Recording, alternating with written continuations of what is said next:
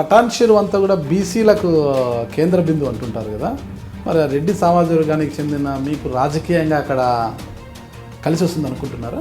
వ్యక్తి నాయకత్వాన్ని బట్టి కొంతవరకు ప్రజలు కొంతమేరకు ఆ వ్యక్తి చేసేటువంటి సేవలు నాయకత్వాన్ని బలపరచడం జరుగుతుంది. దాంతోపాటు పార్టీ బలం అనేది తప్పకుండా ఉంటుంది. దాన్ని బట్టి గెలుపోవటం అనేది ఉంటుంది. నిజంగా ముందస్తు ఎన్నికలు వస్తే మీరు సిద్ధంగా ఉన్నారా? తప్పకుండా సిద్ధంగా ఉన్నామండి. అసలు మీ బలం ఏంటి, అసలు ఎలా ఎదుర్కొంటారు మీరు? 1965 నుంచి చేసినట్టు ఉద్యమాన్ని గుర్తించి కాంగ్రెస్ పార్టీ నాయకురాలు సోనియా గాంధీ తెలంగాణ ఇవ్వడం జరిగింది. ఆ రోజు కేసీఆర్ గారు మాట్లాడారు, నేను కేసీఆర్ గారికి తెలంగాణకి కాపలా కుక్కను మాత్రమే ఒక దళితుని ముఖ్యమంత్రి చేస్తామని చెప్పడం జరిగింది. మాట తప్పింది కేసీఆర్ గారు. సోనియా గాంధీ గారు ఇచ్చిన మాటకి తెలంగాణ ఇచ్చింది, ప్రజల వద్దకు వెళ్ళింది. ప్రజలు తీర్పుకు వ్యతిరేకంగా ఇచ్చినా కూడా ఈ రోజు వరకు ప్రతిపక్షంలో ప్రజల పక్షాన కాంగ్రెస్ పార్టీ పోరాటం చేస్తూ ఉంది. ఈ రోజు జరిగిన విషయాన్ని రేపు గుర్తుపెట్టుకోలేని పరిస్థితి ఉంది. ఈ పరిస్థితుల్లో 2014లో తెలంగాణ ఇచ్చింది సోనియా గాంధీ కదా, కాంగ్రెస్ పార్టీ కదా అని మరిచిన ప్రజలు ఇప్పుడెందుకు గుర్తిస్తారు ఆ విషయాన్ని? జరిగినటువంటి 4 సంవత్సరాల కాలంలో 4.5 సంవత్సరాల కాలంలో ఎన్నికల మేనిఫెస్టోలో కేసీఆర్ గారు మరి 100 హామీలను ఇచ్చడం జరిగింది. ఇప్పటి వరకు ఏది కూడా సంపూర్ణంగా పూర్తి చేసినటువంటి పరిస్థితి కేసీఆర్ గారికి లేదు.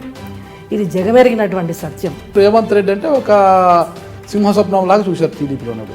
కాంగ్రెస్ పార్టీలకు వచ్చిన తర్వాత నాడు పులిగా ఉన్న రేవంత్ రెడ్డి గారు కాంగ్రెస్ పార్టీలో ఏమైపోయారు? కాంగ్రెస్ పార్టీ తప్పకుండా వాడుకుంటుంది. ఎప్పుడు? అప్పుడు పులే, ఇప్పుడు పులే. సరైన సమయంలో సరైన నిర్ణయం తీసుకున్న సంపూర్ణ విశ్వాసం రేవంత్ రెడ్డి గారికి ఉంది, ప్రజలకుంది, మాకు కూడా ఉంది. ప్రజలు మిగతా నాయకుల పరిస్థితి పక్కన పెడితే శశికళ యాదవ్ రెడ్డి గారిలో ఎలాంటి నూతనోత్సాహం నిండుకుందంటారు? షేర్లింగంపల్లిలో మీటింగ్ జరిగిన రోజు మా నియోజకవర్గం నుంచి సుమారు 5,000 మంది కార్యకర్తలు ఆ మీటింగ్ అటెండ్ అయినారు. 5,000 మంది, 5,000 తలకాయని లెక్క పెట్టారు మీరు. రాజకీయంగా తీసుకుంటే మీ హస్బెండ్ యాదవ్ రెడ్డి గారు 2001 ఉప సర్పంచ్గా పనిచేసిన, రాజకీయంగా మీకు సీనియర్ అయినా కూడా రాజకీయాల్లో డామినేషన్ అంతా మీదే అంటారు. అసలు మీ ఆయనది చాలా నామమాత్ర పాత్ర, మీ డామినేషన్ ఎక్కువ ఉంటుందంటారు. మహిళగా సర్పంచ్గా నాకు అవకాశం వచ్చినప్పుడు గ్రామాలలో ఉన్న సమస్యల మీద కానీ మీటింగ్స్ కానీ నాకు ఉన్నటువంటి ఆర్గనైజేషన్ కానీ నేను డెవలప్ చేసుకొని ఆ ఉన్న పరిస్థితిని నా కోణంలో నేను సర్పంచ్గా గెలిచిన తర్వాత నా సీట్లో భర్త కూర్చొని పరిపాలన చేయడం అనేది కాకుండా ఆయనకి మా ఇంట్లో వరకు సమాజంలో తనకుండే గౌరవం తనకి ఇస్తూ నాకు ఇచ్చిన బాధ్యతలు నేను నిర్వర్తించడం అనేది నా బాధ్యతగా నేను స్వీకరించాను. శశికళ యాదవ్ గారు గ్రూప్ లీడర్ నుంచి సర్పంచ్ అయ్యారు, ఆవిడలోని అపరిచితురాలు బయటికి వచ్చింది అంటారు. వాస్తవం. ఎందుకంటే నేను రాజకీయాల్లోకి రాకముందు నేనేంటి, నా పరిస్థితి ఏంటని చెప్పి ప్రతి ఒక్క విషయంలో అవగాహనలో ప్రజలకు తెలియదు. వచ్చిన అవకాశాన్ని వినియోగించుకున్న తీరును బట్టి నేను ప్రజలు ఇచ్చిన అవకాశాన్ని ఎక్కడ దుర్వినియోగం చేసుకోకుండా. గ్రామీణ వాతావరణం అనేది ఒక పట్టణ వాతావరణంగా మారిపోయిందంటే అది మీ చదివే మీ శ్రద్ధనే అంటారు. అయితే దాంట్లో కూడా మీ చేతివాటం లేకపోలేదంటారు. అంటే ఈ బహుళ అంతస్తుల నిర్మాణ విషయంలో కావచ్చు, వాళ్ళకి అనుమతులు ఇప్పించే విషయంలో కావచ్చు, ఇవన్నిటిలో కూడా మీరు తలదూర్చి పెద్ద ఎత్తున డబ్బు ఆర్జించారు అని అంటుంటారు. అలాంటి విమర్శలకు మీరేం సమాధానం చెప్తారు? నేను ఫస్ట్ టైం సర్పంచ్గా ఉన్నప్పుడు ఎక్కడైనా అవినీతి అలాంటి పరిస్థితి ఉంటే ప్రజలు నన్ను స్వీకరించారు. సెకండ్ టైం చేశారు అవినీతి. ల్యాండ్ సెటిల్మెంట్ ఎక్కువ చేర్చారు, ఫోర్జరీ డాక్యుమెంట్ ఎక్కువ సృష్టించారు, లిటిగెంట్ సైట్లను కూడా కొనుగోలు చేయడము, వాటిని పరిష్కరించుకొని అమ్మేయడము, ఇలాంటి కార్యక్రమాలు ఎక్కువ జరుగుతాయి. చెప్పాలంటే ఒక భూ మాఫియాగా ఏర్పడిపోయారు. ఆ మాఫియాకి నాయకురాలే శశికళ యాదవ్ రెడ్డి గారు ఆ రోజుల్లో అంటారు. గడిచిన 10 సంవత్సరాలు నేను 10 సంవత్సరాలు అమీన్పూర్ సర్పంచ్గా కొనసాగిన పరిస్థితుల్లో ఏ ఒక్కరికి కూడా సెటిల్మెంట్ ల్యాండ్ చేసి డబ్బు పరంగా నేను ప్రమేయం ఉండి ₹1 పరిస్థితిలో తప్పు జరిగినా నా వైపు నుంచి ఉందని నిరూపించిన, ఈ సెటిల్మెంట్ చేసి ఆవిడ ల్యాండ్కి ఏమన్నా ఇబ్బంది కలిగించింది అన్నట్టు ఏ ఒక్కరన్నా చెప్పినట్టు జరిగితే, లేకపోతే చూపించినట్టు మీరు ప్రూఫ్ చూపించినా కూడా నేను సిద్ధంగా తల వంచుకునేదానికి నేను సిద్ధంగా ఉన్నాను. ఓకే, సంతోషం అండి. అంటే తల ఉంచుకుంటామన్నారు అందరు రాజకీయ నాయకులకు, రాజకీయాల నుంచి తప్పుకుంటాను, రాజీనామా చేస్తాను, రాజకీయ సన్యాసం తీసుకుంటాను అనలేదు ఎట్లా ఒకట్లా. మీ మనసుకు బాధ కలిగించిన ఒక చిన్న అంశం అడుగుతాను, చెప్పండి, సూటిగా చెప్పండి. ఒక పేపర్ ఏజెంట్గా ఉన్న యాదవ్ రెడ్డి గారు, డ్వాక్రా మహిళా సంఘం లీడర్గా పనిచేసిన శశికళ యాదవ్ గారు ఇద్దరూ కలిస్తే కోట్లకు అధిపతులు అయ్యారు. ఈరోజు ఎలా సాధ్యమైంది? కోట్లు కోకొల్లలు అనేటువంటి మీరు విషయానికి వస్తే ఈరోజు రాజకీయ నాయకులు ఎవరి చరిత్ర చూసినా గత 30 ఏళ్ల క్రితం కానీ గత 40 ఏళ్ల క్రితం చూసుకున్నా కానీ పాన్ షాపులు పెట్టుకున్న వాళ్ళు, ప్రింటింగ్ ప్రెస్సులు పెట్టుకున్న వాళ్ళు, చిన్న చిన్న కాంట్రాక్ట్ చేసుకున్న వాళ్ళే ఈరోజు ముఖ్యమంత్రులుగా పనిచేస్తున్నారు, ఎమ్మెల్యేలుగా పనిచేశారు, సర్పంచులుగా పనిచేశారు. ఇలాంటి లిటిగేషన్ ల్యాండ్ ఏదైనా ఒకటి కొన్నారు అని, లేకపోతే లిటిగేషన్ ల్యాండ్ సెటిల్మెంట్ చేశారని మీరు ఎక్కడైనా ఏ ఒక్కటైనా మీరు చూపించినట్టయితే దానికి నేను సిద్ధంగా ఉన్నాను, నేను తప్పు చేశానని ఒప్పుకోవడానికి. ఎందుకంటే ఆరోపణలు చేయడం వేరు, వాస్తవాలు వేరు. ఎంతమంది సర్పంచులున్నా ఆనాటి జిల్లా కలెక్టర్గా ఉన్న వెంకటేశం మాత్రము మీకు ఎక్కువగా సహకరించేవారు, మిమ్మల్ని ఎక్కువ ప్రోత్సహించేవారు అంటుంటారు. కేవలం మిమ్మల్ని ఎక్కువ ప్రోత్సహించడానికి గల కారణం ఏంటి అన్నాడు కలెక్టర్ గారు. మాకు ఎలాంటి ఆర్థిక సహాయం కానీ ప్రోత్సహించడం కానీ, మా పంచాయతీకి వేరే రకంగా లాభం కానీ చేసిన పరిస్థితులు కానీ, ఏ ఒక్క స్కీమ్ ఇవ్వడం కానీ లేదు. శశికళ గారికి వ్యతిరేకంగా ఎవరు వెళ్ళినా కూడా వాళ్ళ పరిస్థితి అంతే అనేది ఉంది. అంటే గతంలో పటాన్ చెరువులో పనిచేసిన ఒక పోలీస్ ఆఫీసర్ కూడా మీకు బాగా సన్నిహితంగా ఉండడంతో చాలామంది పీషం కూడా అంటే మీరు వాళ్ళని అణిచివేశారు, చాలా మీకు వ్యతిరేకంగా ఉన్న వారిని కూడా అణిచివేశారు అంటుంటారు. నేను పటాన్ చెరువు పోలీస్ స్టేషన్ను నేను ఎక్కువ వెళ్ళేదాన్ని కాదు. నేను పటాన్ చెరువు పోలీసు వాళ్ళతో నాకు ఎలాంటి సంబంధం లేదు. మంజునాథ్ అనే పోలీస్ ఆఫీసర్ మీకు తెలుసా లేదు? నేను జిల్లా సర్పంచుల సంఘం ప్రెసిడెంట్గా చేసిన. ఖచ్చితంగా జిల్లాలో ఉన్న సర్పంచుల సమస్యల మీద మాట్లాడాలి. లేదంటే కలెక్టర్ గారితో మాకు పర్సనల్గా ఏముండయి, ఎస్ఐ గారితో మాకు ఎలాంటి పర్సనల్గా ఉండయి, అలాగే ఎంఆర్ఓ గారితో కూడా మాకేముండవు. అలాంటిది ప్రజల కోసం, ప్రజా సమస్యల కోసం వాళ్ళ దగ్గరికి వెళ్తాం. అంటే సంఘం ఎప్పుడు కూడా ఒక ఆడవాళ్ళు గట్టిగా పనిచేస్తున్నారంటే ఇలాంటి విమర్శలే చేస్తూ ఉంటాం. ఇది ఆత్మస్థైర్యాన్ని దెబ్బతీసేటువంటి పరిస్థితులు. ఇలాంటివన్నీ ఎదుర్కొని నీతిగా నిజాయితీగా నిలబడి ఇన్ని సంవత్సరాలు ప్రజల మనల్ని భద్రపడి.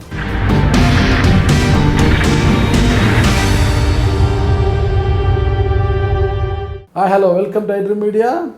ప్రస్తుతం హైదరాబాద్ నగరం అంతా చల్లదనంగా ఉన్నప్పటికీ రాజకీయంగా మాత్రం వాతావరణం చాలా హాట్గా ఉంది. అంటే ఈ నెల సెప్టెంబర్ 6న అసెంబ్లీని బర్తరఫ్ చేసి ఎన్నికలకు పోవాలన్న లక్ష్యంతో రాష్ట్ర ముఖ్యమంత్రి కేసీఆర్ గారు అడుగులు వేస్తుండగా అందుకు మేము కూడా సిద్ధంగా ఉన్నామంటూ కాంగ్రెస్ శ్రేణులు సవాల్ విసురుతున్నారు. అయితే ఈ నేపథ్యంలో ప్రస్తుతం మన ముందు ఉన్నారు పటాన్ చెరువు కాంగ్రెస్ పార్టీ ఇన్ఛార్జ్ శశికళ యాదవ్ రెడ్డి గారు. ఒక డ్వాక్రా మహిళా గ్రూపుగా ఉన్న ఆవిడ తర్వాత సర్పంచ్గాను, ఆ తర్వాత మెదక్ జిల్లా మహిళా విభాగం టీడీపీ అధ్యక్షురాలుగా, తర్వాత టీడీపీ జిల్లా అధ్యక్షురాలుగా పనిచేసిన ఆవిడ ప్రస్తుతం కాంగ్రెస్ పార్టీలో కొనసాగుతున్నారు. ఎందుకు తెలుగుదేశం పార్టీలో 2 పర్యాయాలు జిల్లా విభాగం అధ్యక్షురాలుగా పనిచేసిన ఆవిడ కాంగ్రెస్ పార్టీలోకి ఎందుకు వచ్చారు? 2009, 2014లో టీడీపీ నుంచి టికెట్ కోసం విశ్వ ప్రయత్నాలు చేసినా ఎందుకు టికెట్ దక్కలేదు? ప్రస్తుతం కాంగ్రెస్ పార్టీలోనైనా ఆమెకు టికెట్ వస్తుందా? రేవంత్ రెడ్డి తను అన్నగా భావించి ఆయన వెంట అడుగులు వేస్తూ కాంగ్రెస్ పార్టీలోకి వచ్చిన ఆవిడకు రేవంత్ రెడ్డి గారు న్యాయం చేయనిస్తారా అన్న పూర్తి వివరాలను ప్రస్తుతం శశికళ యాదవ్ రెడ్డి గారి ద్వారానే మనం తెలుసుకోబోతున్నాం. Welcome to iDream media. Sasikala Yadav Reddy గారు. శశికళ యాదవ్ రెడ్డి ఎంత కన్ఫ్యూజన్ అండి అది. శశికళ యాదవ్ అంటే ఒకవేళ యాదవ్స్ ఉంటారు కదా, అది అనుకుంటా. మన యాదవ్ రెడ్డి అనే వాళ్ళకే అది కొద్దిగా చాలా కన్ఫ్యూజన్గా ఉంది పేరు. అది ఏంటది శశికళ యాదవ్ రెడ్డి అనేది? ఏం లేదండి, నా పేరు యాక్చువల్గా శశికళ, మా భర్త పేరు వచ్చేసి యాదవ్ రెడ్డి. యాదవ రెడ్డి. అది నేను 2001లో సర్పంచ్గా పోటీలో నిలబడిన రోజు. అంతకుముందు యాదవ్ రెడ్డి గారు గ్రామ పంచాయతీలో ఉప సర్పంచ్గా కొనసాగుతా ఉన్నారు. 2001 ఎన్నికలప్పుడు పేరు పక్కన జనరల్గా ఐడెంటిఫికేషన్ కనుకోండి, జనరల్గా కొంత తెలిసిన వాళ్ళకు ఉంటుందనే ఉద్దేశంతో యాదవ్ రెడ్డి గారి పేరు యాడ్ చేస్తూ శశికళ యాదవ్ రెడ్డి అని రాయడం ఫస్ట్ టైం పెట్టడం జరిగింది. ఇక అదే పద్ధతిలో కొన్ని సందర్భాల్లో ఆ పేరును వాడుకోవడం జరుగుతుంది. సరే, అయితే పటాన్ చెరువు అంతా కూడా బీసీలకు కేంద్ర బిందువు అంటుంటారు కదా, మరి రెడ్డి సామాజిక వర్గానికి చెందిన మీకు రాజకీయంగా అక్కడ కలిసి వస్తుంది అనుకుంటున్నారా? క్యాస్ట్ ఈక్వేషన్స్తో ఎప్పుడు పటాన్ చెరువులో ఆ ప్రాబ్లం లేదు. ఎప్పుడు ప్రజలతో మమేకమై ప్రజల సమస్యల మీద పోరాటం చేసి ప్రజలతో అన్ని వేళలా వాళ్ళ వెన్నంటి ఉన్నటువంటి నాయకత్వానికి అక్కడి ప్రజలు మరి నాయకత్వాన్ని ఇచ్చారే తప్పించి ఒక బీసీ అని కానీ ఒక రెడ్డి కమ్యూనిటీ అని కానీ మిగతా కమ్యూనిటీ అనే పరిస్థితి లేదు.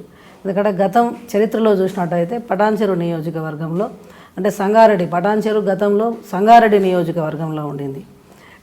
డీలిమిటేషన్లో పటాన్ చెరువు నియోజకవర్గంగా మరి అవతరించిన అంతకంటే ముందు నరసింహారెడ్డి గారు చాలా సంవత్సరాల క్రితం ఆయన ఎమ్మెల్యే ఉన్నారు.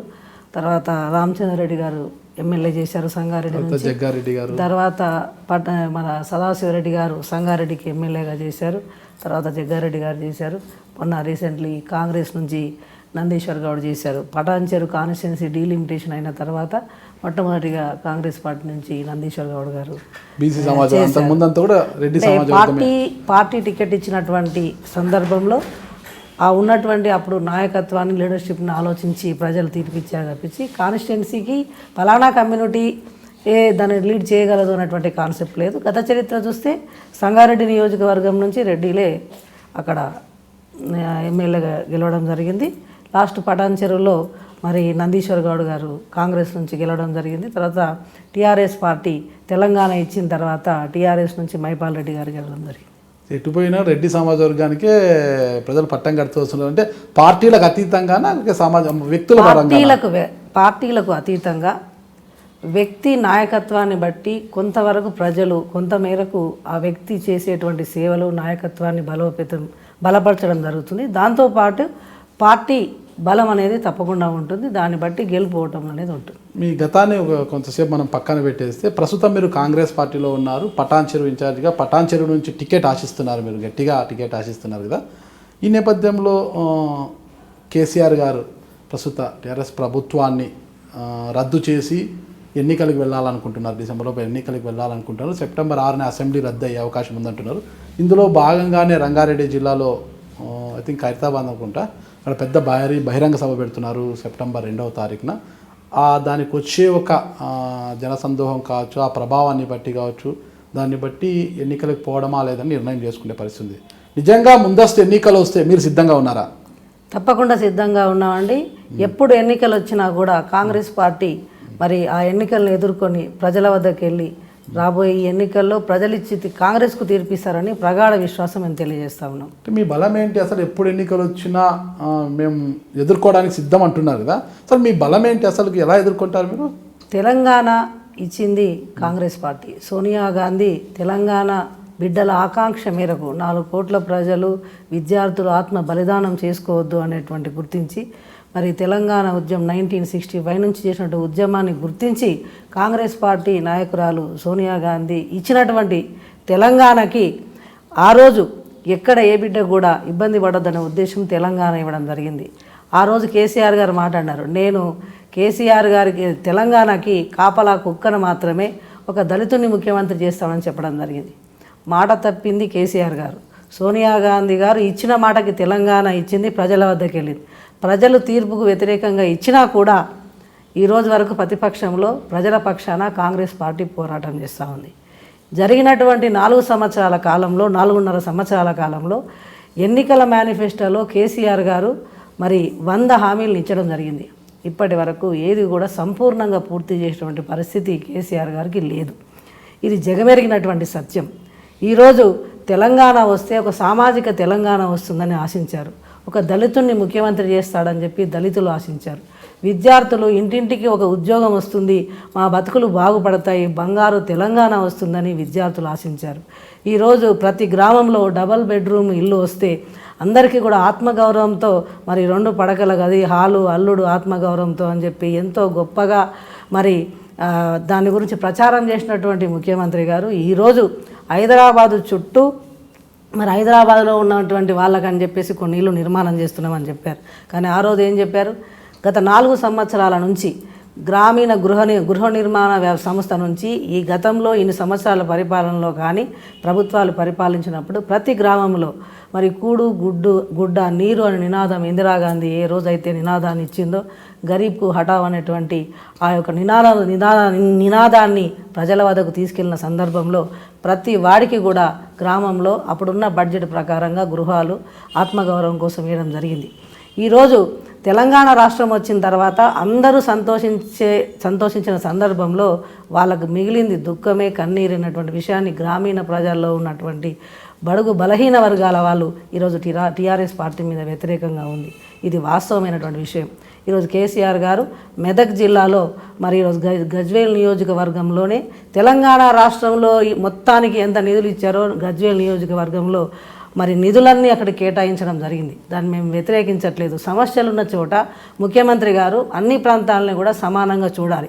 ఆ పరిస్థితి కాకుండా తను ఈరోజు ఎర్రవల్లి అని చెప్పేసి నర్సంపేట 2 విలేజ్లలో ఈరోజు ఫామ్ హౌస్కు వెళ్ళే దారిలో, అంటే ఫామ్ హౌస్కి వెళ్ళడానికి దారిలో ఆ గ్రామాలు ఉన్నాయి కాబట్టి పక్కకు తొలగించి ఆ గ్రామంలో, అంటే మీరు గ్రామీణ ప్రాంతాల్లో సుమారుగా ఒక్కొక్కరికి 250 గజాల వరకు చిన్న చిన్న మధ్యతరగతి రైతు కుటుంబాల వరకు ఆ గ్రామంలో పురాతనం నుంచి ఉంటున్నటువంటి స్థలాలు. ఎందుకంటే వాళ్ళ ఇల్లుతో పాటు గేదెలకి కానీ గడ్డికి కానీ సామానికి కానీ ఆ స్థలాలతో వాళ్ళు నివాసం ఉంటున్నటువంటి పరిస్థితులు ఆ రోజు. కానీ ఈరోజు వాళ్ళకి ఏం చేశారు, ఒక 100 గజాలలో చిన్నగా 2 డబల్ బెడ్రూమ్లు ఇల్లు ఇస్తామని ఓన్లీ ఎర్రవల్లి నర్సంపేటను నిర్మించడం జరిగింది. మిగతా గ్రామాల్లో మెదక్ జిల్లాలో ఏ గ్రామంలో కూడా ఎవరికి కూడా ఈ రోజు వరకు ఒక గృహం నిర్మించి ఇచ్చినటువంటి పరిస్థితి కానీ లేనేలేదు. ఈరోజు పటాన్చెరు నియోజకవర్గంలో హైదరాబాదు నివాసులకి జిహెచ్ఎంసీకి ఆనుకొని ఉందన్నటువంటి పరిస్థితిని తెలుసుకొని కొన్ని గ్రామాలలో వాళ్ళు ఈరోజు కొల్లూరు కావచ్చుండి, అమీన్పూర్లో కానివ్వండి, కర్దనూరు నందిగామ కానివ్వండి, ఐనోల్ విలేజ్లో కానివ్వండి, ఇంద్రేశం విలేజ్లో ఇప్పుడు నిర్మాణంలో డబల్ బెడ్రూమ్ ఇండ్లు నిర్మిస్తున్నామని చెప్పేసి ఫౌండేషన్ వేసి పనులు జరుగుతూ ఉన్నాయి. మా డిమాండ్ ఏంటంటే అక్కడ ఏ గ్రామంలో ప్రభుత్వ స్థలాలు ఆ గ్రామాలలో ఏదైతే స్థలం కేటాయించారో ఆ గ్రామీణ ప్రజలకు అవసరం కోసము ఆ రోజు వాళ్ళ స్థలాలు నిర్మించారు. ఆ స్థలాలన్నీ ఈరోజు వీళ్ళు కొని ఈ హైదరాబాద్లో ఉన్న వాళ్ళకి ఇల్లు నిర్మిస్తే అక్కడి వాళ్ళకు గృహాలు ఇప్పటివరకు ఇచ్చినటువంటి పాపాన పోలేదు. ఆ పరిస్థితి గురించి ఇప్పటి వరకు క్లియర్గా సమాచారం అక్కడ ఉన్న ప్రజలకు ఇవ్వలేదు. అందుకని నిర్మిస్తున్న ఆ గ్రామాలు ఈరోజు టీఆర్ఎస్కి వ్యతిరేకంగా ఉన్నాయి మా పటాన్చెరు కాన్స్టిట్యున్సీలో. అలాగే ఈ రోజు వరకు హైదరాబాద్లో ఇస్తామని ఆశ చూపించడమే ఉంది కానీ చేతల్లో ఉన్నటువంటి ప్రభుత్వం లేనే లేదు. అలా ప్రతి ఒక్క అంశం తీసుకోండి. మీరు విద్యార్థులు ఇంటింటికి ఒక ఉద్యోగం ఇస్తామన్నారు. తెలంగాణ వస్తే ఆంధ్ర వాళ్ళందరూ పక్కకి వెళ్ళిపోతారు, మీ అందరికీ కూడా ఉద్యోగాలు వస్తాయి, ఇల్లు వస్తాయి అని చెప్తే అందరూ ఆ రోజు ఉస్మానియా యూనివర్సిటీ విద్యార్థులు అందరూ ఆత్మ బలిదానం చేసుకొని ఎంతో ఆశతో తెలంగాణ కోసం చూశారు. ఈరోజు ఒక నియంత పాలన జరుగుతూ ఉంది తెలంగాణ రాష్ట్రంలో. 4 స్తంభాల ఆట, అంటే నలుగురు, అంటే వాళ్ళ ఎవరికైనా సరే ఇద్దరికి పనిచేయమని చెప్తున్నటువంటి పరిస్థితుల్లో కేసీఆర్ గారు దళితుడిని ముఖ్యమంత్రి చేస్తానని చెప్పేసి ఏదైతే మాట ఇచ్చారో బహిరంగ సభలో దాన్ని విస్మరించి ఆయనే ముఖ్యమంత్రి పదవి అనుభవిస్తూ ఉన్నాడు. అల్లుడు హరీష్ రావు గారు, మరి కూతురు మరి వాళ్ళు యుఎస్లో అమెరికాలో ఉండి ఈరోజు తెలంగాణలో వస్తున్న పరిస్థితుల్లో ఇక్కడికి వచ్చి రావడం జరిగింది. కూతురికి మరి ఈరోజు ఎంపీగా చేసి పంపించడం జరిగింది. మరి కొడుకు అమెరికాలో ఉన్న పిలుచుకొని ఈరోజు కొడుకుకు పట్టం కట్టాలనే ఆలోచనతో ప్రజలు 5 సంవత్సరాలు అవకాశం ఇచ్చినప్పటికీ కూడా వాళ్ళు ఇచ్చిన హామీలన్నీ కూడా అసంపూర్ణంగా ఉన్నా కూడా వాటిని పూర్తి చేయకుండా ఎన్నికలకు వెళ్తామన్నటువంటి వాళ్ళ నినాదాన్ని గ్రామాల్లో ఉన్న ప్రజానికం అందరూ కూడా దీన్ని తప్పుపట్టి ఏ రకంగా టీఆర్ఎస్ను ఓడించాలి, మేము అబద్ధాలకి మోసపోయినాము, తప్పకుండా కాంగ్రెస్ పార్టీ తెలంగాణ ఇచ్చింది, కాంగ్రెస్ పార్టీ హయాంలోనే మన బతుకులు బంగారం అవుతాయనే ఆలోచనతో గ్రామీణ ప్రజల్లో ఉన్న మహిళలు, యువకులు, యువతులు, మేధావులు, విద్యావంతులు అందరూ కూడా ఈ విషయంలో ఎప్పుడు ఎన్నికలు వస్తాయి ఎదురు చూస్తాం, తప్పకుండా టీఆర్ఎస్ పార్టీని మరి ఓడిస్తాం, కుటుంబ పాలనని అంతమొందిస్తామన్నటువంటి ఆలోచనతో సిద్ధంగా ఉన్నారు. వాళ్ళ యొక్క నినాదాన్ని ప్రజల్లో ఉన్న మేము ఎప్పుడైనా ఎన్నికలకు సిద్ధమనే విషయాన్ని కాంగ్రెస్ పార్టీ తరఫున నేను టీఆర్ఎస్ ఎన్నికలు ఎప్పుడు పెట్టినా రద్దు చేసినా మేము సిద్ధంగా ఉన్నాం. మరి ప్రజల తీర్పు తప్పకుండా కాంగ్రెస్ పార్టీ వైపే ఉంటుందని ఆశిస్తున్నాం. ఓకే, ఇక్కడ 2 అంశాలు మనం తీసుకోవచ్చు. ఇంతసేపు మీరు సుదీర్ఘంగా మాట్లాడారు, బాగానే ఉంది. అయితే కేసీఆర్ అంటే తెలంగాణ ఇచ్చింది కాంగ్రెస్ పార్టీ అయినప్పటికీ కూడా 2014లో ఆ విషయాన్ని గుర్తించని ప్రజలు 2019 ఎన్నికల నాటికి గుర్తిస్తారు. అంటే ముందస్తు వచ్చినా కూడా ఈ ఎన్నికలు ఇప్పుడు 2018లో జరగచ్చు, 2019లో జరగచ్చు. ఇంత 2018లో జరిగినా 19 ఈ ఎన్నికల నాటికి ప్రజలు గుర్తిస్తారా? ఈ రోజు జరిగిన విషయాన్ని రేపు గుర్తుపెట్టుకోలేని పరిస్థితి ఉంది. ఈ పరిస్థితుల్లో 2014లోని తెలంగాణ ఇచ్చింది సోనియా గాంధీ కదా, కాంగ్రెస్ పార్టీ కదా అని మరిచిన ప్రజలు ఇప్పుడెందుకు గుర్తిస్తారా ఆ విషయాన్ని? ప్రజలు ఎప్పుడు మర్చిపోలేదండి. తెలంగాణ కోసం పోరాటం చేశారు తెలంగాణ ప్రజలు, యువతులు, మహిళలు అందరూ కూడా, మేధావులు, విద్యావంతులు, ఉద్యోగస్తులు అందరూ కూడా. తెలంగాణ వచ్చిన తర్వాత తెలంగాణ రావడానికి నేను పోరాటం చేశానని చెప్పి ప్రజలు ఆ రోజు కేసీఆర్ గారికి ఆయన ఇచ్చినటువంటి హామీలు కానివ్వండి, ఒకసారి అవకాశం ఇద్దామన్నటువంటి ప్రజలు నిర్ణయించుకున్నారేమో అనే ఒక ఆలోచనతో ఈరోజు టీఆర్ఎస్ పార్టీ కేసీఆర్ గారికి అవకాశం తెలంగాణ ప్రజలు ఇచ్చారు. ఆయన ఇచ్చిన హామీలన్నీ కూడా, ఎందుకంటే ఉదాహరణకు దళితుడు ముఖ్యమంత్రి చేస్తానన్నాడు, అనేక విషయాలు చెప్పడం జరిగింది. ఉద్యోగులు ఇంటికి ఒక ఉద్యోగం ఇస్తాను, ప్రతి ఒక్క డబుల్ బెడ్రూమ్ కానివ్వండి, మరి దళితులకు 3 ఎకరాల పొలం కానివ్వండి, ఎస్టీలకు వచ్చేసి వాళ్ళకు 11% రిజర్వేషన్ ఇస్తామన్నారు, మైనార్టీ వర్గానికి వచ్చేటప్పుడు వాళ్ళకు 11%, 12% రిజర్వేషన్ ఇస్తామన్నారు. ఈ రోజు వరకు కూడా అవన్నీ కూడా నీటి మూటలే, మనం అన్నీ చెప్పినవన్నీ సాధ్యం కావు అనే విషయాన్ని ప్రజలు ఇప్పుడు గమనించారు. ఎప్పుడు ప్రజలు మర్చిపోలేదండి. దళితుని సీఎం చేయడానికి కేసీఆర్ గారు సుముఖంగా ఉన్నప్పటికీ కూడా ఆ రోజు పరిస్థితుల్లో సర్వే చేసినా కూడా ఎవరు కూడా ముందుకు రాలేదు. ఆ స్థాయి నాయకుడు లేకపోవడంతోనే కేసీఆర్ గారే అందరి ఆమోదం మేరకు బాధ్యతలు చేపట్టాల్సి వచ్చింది అని అతడు కొంతమంది దళితులు అంటున్నారు, టీఆర్ఎస్ నాయకులు అంటున్నారు, మరి కొంతమంది నాయకులు అంటున్నారు. దీనికి ఏమంటారు మీరు? దళితులు తెలంగాణలో ముఖ్యమంత్రి స్థాయిలో లేరు అనడం అనేటువంటిది అవివేక స్థాయిలో లేరు కదా, ఆ స్థాయిలో రాణించే నాయకులు లేరు. రాష్ట్రాన్ని అంటే కొత్తగా ఏర్పడిన రాష్ట్రాన్ని అభివృద్ధి పథంలో నడిపించాలంటే ఒక అనుభవజ్ఞమైన నాయకుడు కావాలి. అనుభవం లేని వస్తే ప్రాబ్లం అవుతుందనే ఉద్దేశంతో కేసీఆర్ గారినే అనుభవజ్ఞుడు కాబట్టి ఆయనే సీఎం కావాలని అందరూ కోరడంతోనే అందరి ఆమోదయోగ్యంతోనే కేసీఆర్ గారు సీఎంగా పగ్గాలు చేపట్టారు అంటుంటారు. ఏదైతే కేసీఆర్ గారు ఇప్పుడు చెప్పినారో దళితుడైతే అంత అనుభవం గలటువంటి కొత్తగా రాష్ట్రం ఏర్పడిన పరిస్థితుల్లో కొత్తగా మరి దళితుడు ముఖ్యమంత్రి అయ్యేటువంటి ముందుకు రాలేదు కాబట్టి తనైతేనే బాగా చేయగలుగుతారని చెప్పారు. అదంతా కూడా పార్టీ తను చేసినటువంటి ఆలోచన విధానమే కానీ ఎవరైనా సరే ఈరోజు అనుభవజ్ఞులు టీఆర్ఎస్లో పార్టీలో ఉన్నటువంటి అందరూ కూడా కాంగ్రెస్ పార్టీ నుంచి వెళ్ళినటువంటి వాళ్ళు కానీ టీఆర్ఎస్ పార్టీలో ఉన్న అనుభవం గల వ్యక్తులు కానివ్వండి ఈరోజు మన టీఆర్ఎస్ పార్టీలో ఉన్నారు. ఆ అనుభవ వ్యక్తులకు తనే చెప్తున్నారు. ఇప్పుడు మన టీఆర్ఎస్ పార్టీ అనుభవం డిప్యూటీ సీఎంగా పనిచేస్తున్నారు కదా కడియం శ్రీఆర్ గారు, అనుభవజ్ఞుడు కదా, మరి ఆయనకు అనుభవం సుదీర్ఘకాలం రాజకీయ అనుభవం ఉంది. మరి అతను కూడా ముఖ్యమంత్రి చేసే అవకాశం ఉంది కదా, అతనికి ఎందుకు ఇవ్వలేదు? అవన్నీ రాజకీయ కోణంలో ఆయన పరిశీలించో తను చేయగలిగాడు. సరే ఏదైనా సరే తను ఎన్నికల మేనిఫెస్టోలోకి వెళ్ళారు, ఇచ్చిన హామీలన్నీ కూడా ప్రజలకి ఒక నియంత పాలనగా జరుగుతూ ఉంది. నియంత పాలన అంటే ఒక కుటుంబంలో తను చెప్పిందంటే ఒక మంత్రివర్గంలో కానివ్వండి, ఇప్పుడు తను ఎన్నికలకు వెళ్తామని అంటున్నారు. మేము సిద్ధంగా ఉన్నామని కాంగ్రెస్ పార్టీ తరఫున మేము చెప్తా ఉన్నాం. కానీ ఈరోజు టీఆర్ఎస్ పార్టీలో ఉన్నటువంటి ఏ ఒక్క మంత్రిని కానీ ఏ ఎమ్మెల్యేని కానీ వాళ్ళు ముందంతస్తు ఎన్నికలకు వెళ్ళడానికి సిద్ధంగా ఉన్నారనేటువంటి విషయాన్ని మీ తరపున కానీ వాళ్ళ ఆత్మ పరిశోధన చేసుకోమని చెప్పండి ప్రజల దగ్గరికి వెళ్ళి. లేరా నాయకులు లేరా సిద్ధంగా లేరని ప్రజలు చెప్తా ఉన్నారు. మీకు కూడా సమాచారం ఉంది, అందరికీ తెలుసు. ఒక ముఖ్యమంత్రి గారికి ఒక్కరికే ఈరోజు ముందంతస్తు ఎన్నికలకు వెళ్ళాలని ఉందనే విషయాన్ని వాళ్ళు చర్చించుకుంటే ప్రజల వల్ల తెలిసింది మేము చెప్తా ఉన్నాం. మేము క్యాబినెట్ మీటింగ్ పెట్టుకొని చర్చించాకే కదా ఈ నిర్ణయాలు తీసుకున్నారు కేసీఆర్ గారు, మళ్ళీ వాళ్ళంతా సిద్ధంగా లేరని మీరెలా అంటారు? కాంగ్రెస్ క్యాబినెట్ మీటింగ్లో చర్చించిన సందర్భంలో కూడా ఏ మంత్రులు కూడా సుముఖంగా లేరనే సమాచారాన్ని పత్రికల ద్వారా మేము వినడం జరిగింది.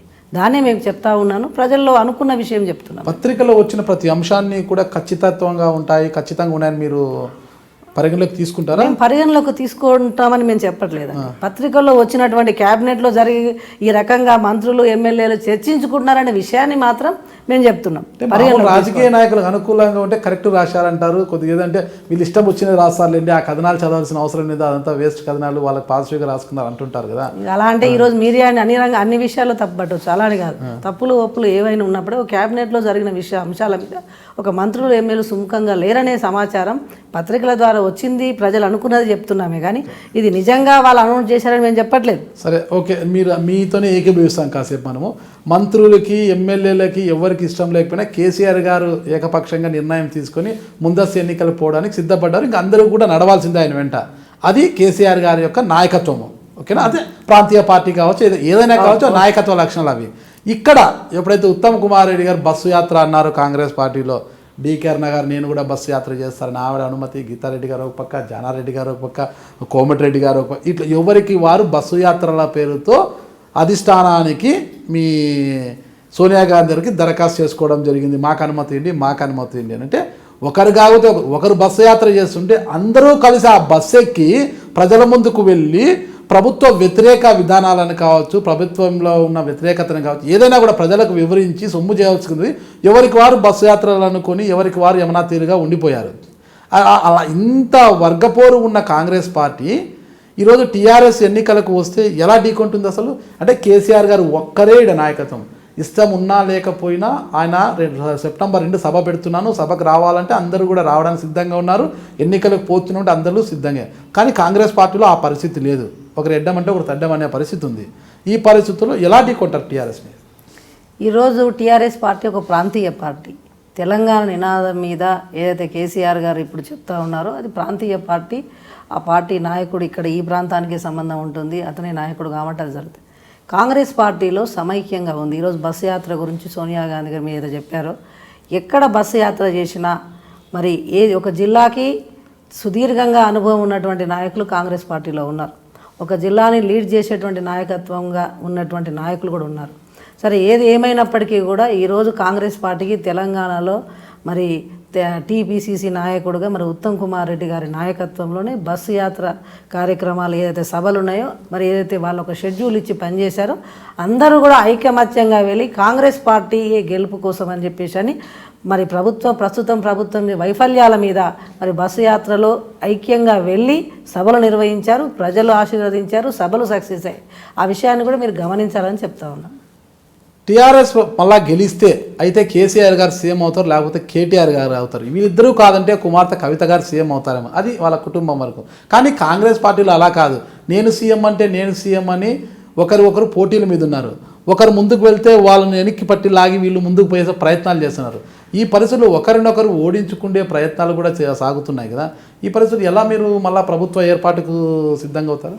కాంగ్రెస్ పార్టీ స్వతంత్ర పోరాటంలో కూడా కీలకమైన పాత్ర ఉద్యమంలో రాజకీయం వేరే కదా. ప్రస్తుత నాటి రోజులకు కూడా కాంగ్రెస్ పార్టీలో మరి ఈరోజు నేషనల్ పార్టీ, జాతీయ party Congress party national party అయినప్పటికీ కూడా స్థానికంగా వాళ్ళ మధ్యలో చిన్న విభేదాలైనా అనుకున్నప్పటికీ పార్టీ లైన్ వచ్చినప్పటికీ అందరూ కూడా ఐకమత్యంగా ఉండబట్టే ఈరోజు తెలంగాణలో సమైక్య ఆంధ్రలో కూడా కాంగ్రెస్ పార్టీ జెండా ఎగరవేసింది. ప్రజలతో ఈరోజు వరకు అలాగే ఉంది. పార్టీ నాయకత్వం కూడా మరి ఈరోజు జాతీయ పార్టీలో ఎవరు ముఖ్యమంత్రి అని నిర్ణయిస్తే అందరూ దానికి మరి కమిట్ అయిపోయి పనిచేసే డిసిప్లిన్ కూడా కాంగ్రెస్ పార్టీలోనే ఉంది. సరే, శశికళ యాదవ్ రెడ్డి గారు చాలా మంచిగా చెప్తున్నారు. ఒక చిన్న ఎగ్జాంపుల్ మాట్లాడుకుంటాం మనం. రేవంత్ రెడ్డి గారు ఉన్నారు, ఓకే, టీడీపీలో ఉన్నంత వరకు వర్కింగ్ ప్రెసిడెంట్గా ఉన్నారు. ఒక ఫైర్ బ్రాండ్ అనమాట. అంటే కేసీఆర్ గారి మాటకు ఆయన యాసకు ఈయన యాస మొత్తం ఏమి ఇచ్చినాడో కౌంటర్ చెప్పడంలో కావచ్చు. రేవంత్ రెడ్డి అంటే ఒక సింహస్వప్నం లాగా చూశారు టీడీపీలో ఉన్నాడు. అదే రేవంత్ రెడ్డి గారు వాళ్ళ వ్యక్తిగత కారణాలు కావచ్చు, పార్టీ విధానాలు ఏదైనా కావచ్చు, దాన్ని విభేదించి కాంగ్రెస్ పార్టీలోకి వచ్చారు. కాంగ్రెస్ పార్టీలోకి వచ్చిన తర్వాత నాడు పులిగా ఉన్న రేవంత్ రెడ్డి గారు కాంగ్రెస్ పార్టీలో ఏమైపోయారు? ఆయన వాయిస్ ఏమైపోయింది? ఆయన క్యాడర్ ఏమైంది? ఇంతవరకు రేవంత్ రెడ్డి గారికి ఒక సముచిత స్థానం కల్పించారా? అంటే రేవంత్ రెడ్డి గారికి ఒక సముచిత స్థానం కల్పించి ప్రజల్లోకి వెళితే ఫోకస్ మొత్తం రేవంత్ రెడ్డి గారి మీదకి వెళ్తుంది. ఈరోజు బస్సు యాత్రలో రేవంత్ రెడ్డి గారు పాల్గొనకపోయినా బహిరంగ సభలకు హాజరయ్యి ఆయన వాయిస్ ఇస్తున్నాడు. అంటే ప్రజలను ఉద్దేశించి మాట్లాడుతున్నారు, ప్రసంగిస్తున్నారు. అంతకుముందు ఏ నాయకుడు మాట్లాడినా ప్రజల నుంచి స్పందన కానరాదు. అయితే రేవంత్ రెడ్డి గారు మైక్ తీసుకునే వెంటనే వచ్చే స్పందన, ఈలలు మీరు చూస్తూనే ఉంటారు. మేము ప్రత్యేకంగా చెప్పాల్సిన అవసరం లేదు. అలాంటి రేవంత్ రెడ్డి గారికి ఈరోజు ఎటువంటి పదవి ఇవ్వకుండా ఊరికి ఒక ఏమంటారు, ఒక దిమ్మలాగా నిలబెట్టేశారు మధ్యలో. దాన్ని ఏమంటారు అసలు కాంగ్రెస్ పార్టీలో? మీరు ఇందాక చెప్పారు రేవంత్ రెడ్డి గారికి, మీరే ఆయన కోసం చెప్పడం జరిగింది. అది ప్రజల్లో తనకు ఒక ఫైర్ బ్రాండ్, ప్రజాకర్షక అనేది తన మాట. కాంగ్రెస్ పార్టీ వాడుకోవాలి కదా. కాంగ్రెస్ పార్టీ తప్పకుండా వాడుకుంటుంది. ఇప్పుడు ఎందుకంటే మా నాయకుడు రాహుల్ గాంధీ గారి సమక్షంలో తను జాయిన్ అవడం జరిగింది. అనేక అంశాలని వాళ్ళు చర్చించి నాయకుడి యొక్క పనితీరును కానీ ఆయన ప్రతిభను కానీ గుర్తించి రాహుల్ గాంధీ సమక్షంలో తను జాయిన్ అయ్యారు.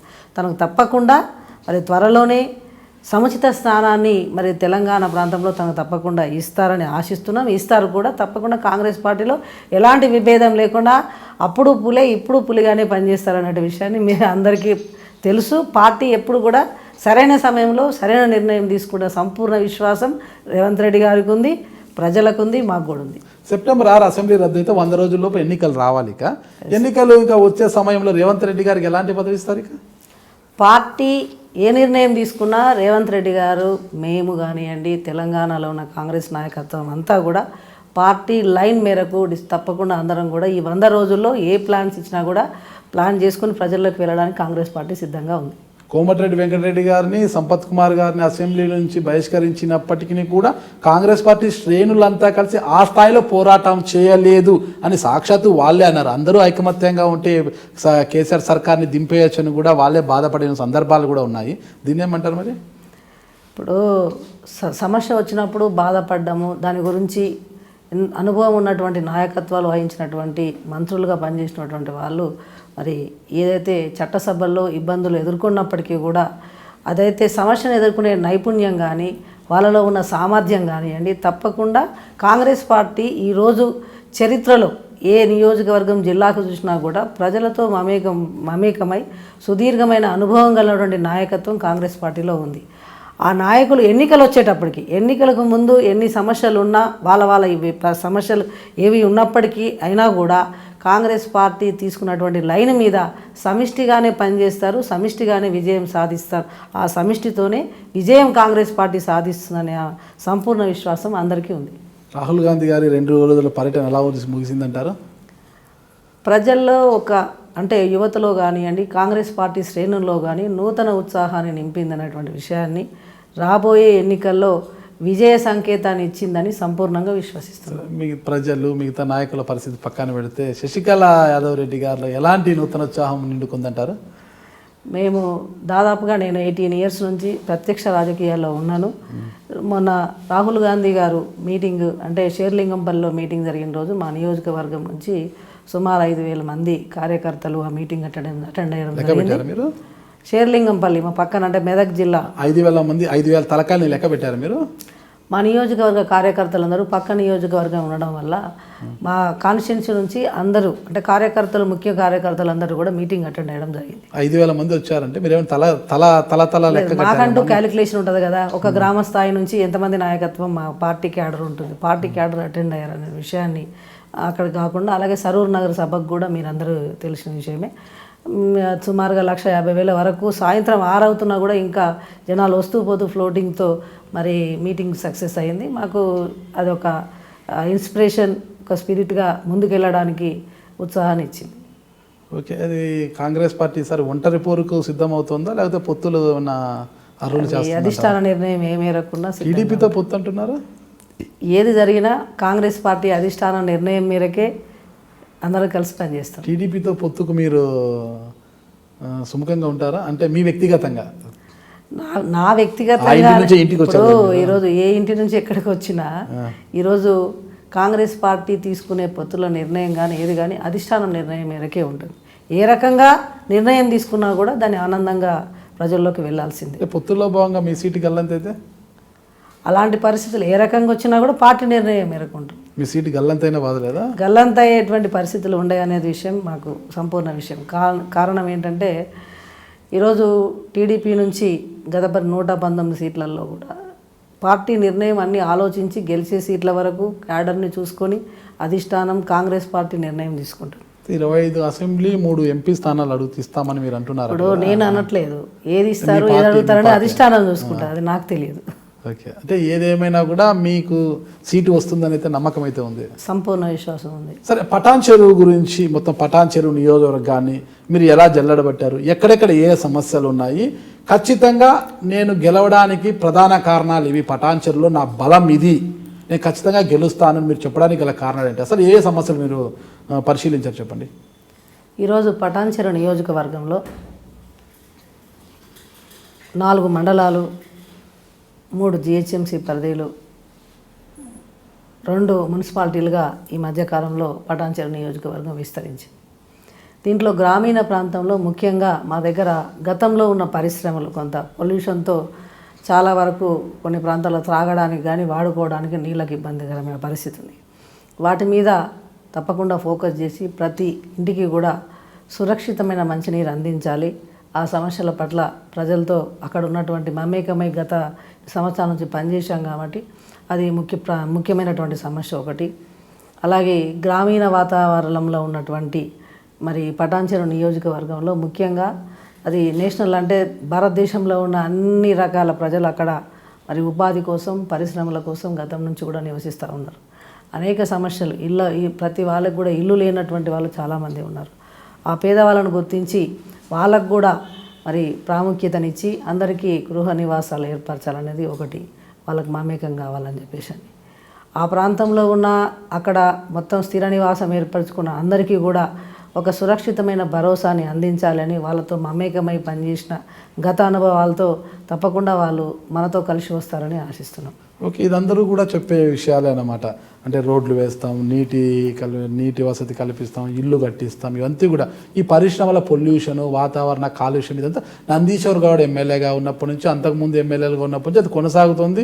గతంలో పెద్ద పెద్ద ఉద్యమాలు కూడా చేశారు ఆ పొల్యూషన్ వల్ల. అవన్నీ కూడా వాటన్నిటిని పక్కన పెడితే వాళ్ళందరూ పరిష్కరించేది మీరెలా పరిష్కరిస్తారు? మీకంటూ ఒక అంటే శశికళ యాదవ్ రెడ్డి గారు ఒక బ్రాండ్, అంటే ఇప్పుడు మీరు గతంలో సర్పంచ్గా ఉన్నప్పుడు అమీన్పూర్ పంచాయతీలో మొత్తం కూడా పట్టణీకరణ సాధ్యమైంది మీ వల్లనే అంటుంటారనమాట. ఈ రోజుకి అదొక బ్రాండ్ అంబాసిడర్గా మిమ్మల్ని చెప్పుకోవచ్చు. పట్టణీకరణ అంటే అమీన్పూర్లో మీ పేరే గుర్తుకొస్తుంది. అలా మిమ్మల్ని ప్రజలు గుర్తుపెట్టుకుండేలా పటాన్చెరులో ఏం చేయాలనుకుంటారు? ఈ పొల్యూషన్ రహిత ప్రాంతము, నీటిని అందిస్తారు, ఇవన్నీ కామన్ జరిగేటివే. అది సాధ్యపడుతుందా లేదా అనేది మళ్ళీ చూసుకోవచ్చు. మీ పేరు తరతరాలు గుర్తుంచి పెట్టుకుండేలా ఏం గమనించారు, ఏం చేస్తే బాగుంటుంది మీ ప్రజలకు అనుకుంటున్నారు?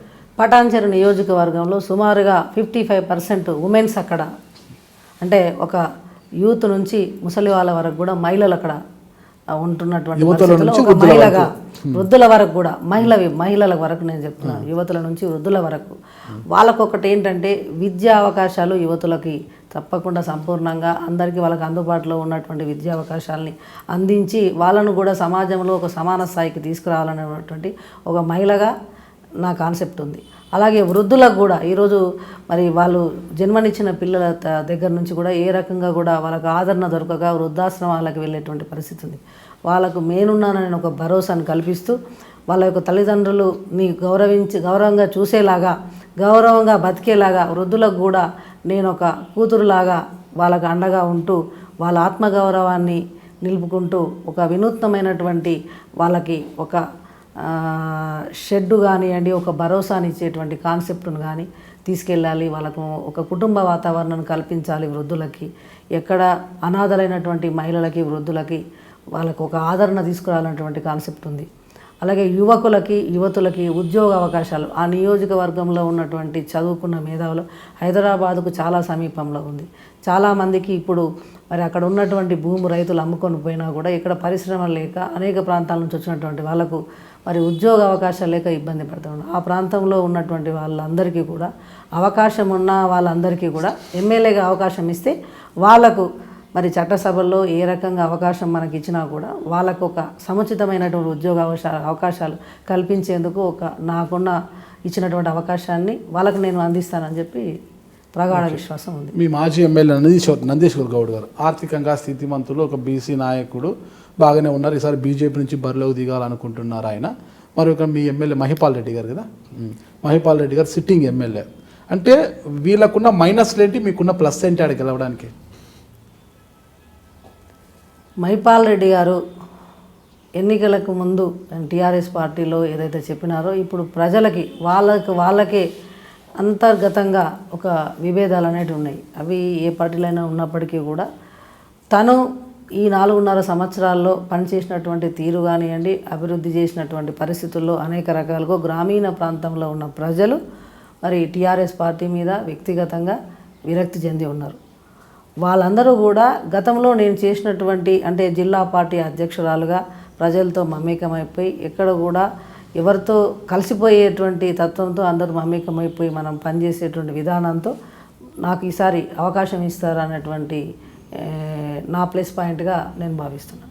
అలాగే కాంగ్రెస్ పార్టీ కూడా టీఆర్ఎస్ పార్టీ వైఫల్యాలు ప్రముఖంగా మా ప్రాంతంలో ఉన్న ఉద్యోగస్తులు అంటే యువకులందరూ కూడా చదువుకున్న వాళ్ళకు ఉద్యోగాలు లేకుండా వాళ్ళందరూ కూడా టీఆర్ఎస్ పార్టీ వైఫల్యాల కోసం కాంగ్రెస్ పార్టీ సరైందన్నటువంటి విషయంలో కూడా మనకి ప్లస్ పాయింట్ అని చెప్పి తెలియజేస్తారు. మహిపాల్ రెడ్డి గారు వైఫల్యం చెందినప్పుడు మరోవైపు నందీశ్వర్ గౌడ్ వైపు చూడొచ్చు కదా ప్రజలు, ఆయన వైపు ఎందుకు చూడాలనుకుంటున్నారు? వ్యక్తిగతంగా వెళ్ళాలనుకుంటే కొన్ని ఇబ్బందులు ఉంటాయి. నందీశ్వర్ గౌడ్ గారు కాంగ్రెస్ పార్టీ నుంచి గతంలో ఎమ్మెల్యేగా పోటీ చేశారు. ఎన్నికలకు ముందు మొన్న 2014కి వచ్చేటప్పటికి ఎన్నికలకు ముందు టీఆర్ఎస్ పార్టీలో వెళ్తామని చెప్పి స్క్రోలింగ్ రావడం జరిగింది. సేమ్ డేని మళ్ళీ కాంగ్రెస్ పార్టీ నుంచి కాంటెస్ట్ చేయడం జరిగింది. కాంటెస్ట్ చేసిన తర్వాత ఓడిపోవడం జరిగింది. తర్వాత ప్రజల దగ్గర ఎక్కడ కూడా ప్రజలతో మమేకమై జరిగిన ఈ 4.5 సంవత్సరాల్లో కలిసి పనిచేయలేదు. మరి తను అండర్ గ్రౌండ్లో ఈ కాన్స్టిట్యున్సీకి సుదూరంగా ఉన్నారు. తర్వాత బీజేపీ పార్టీకి వెళ్ళడం జరిగింది.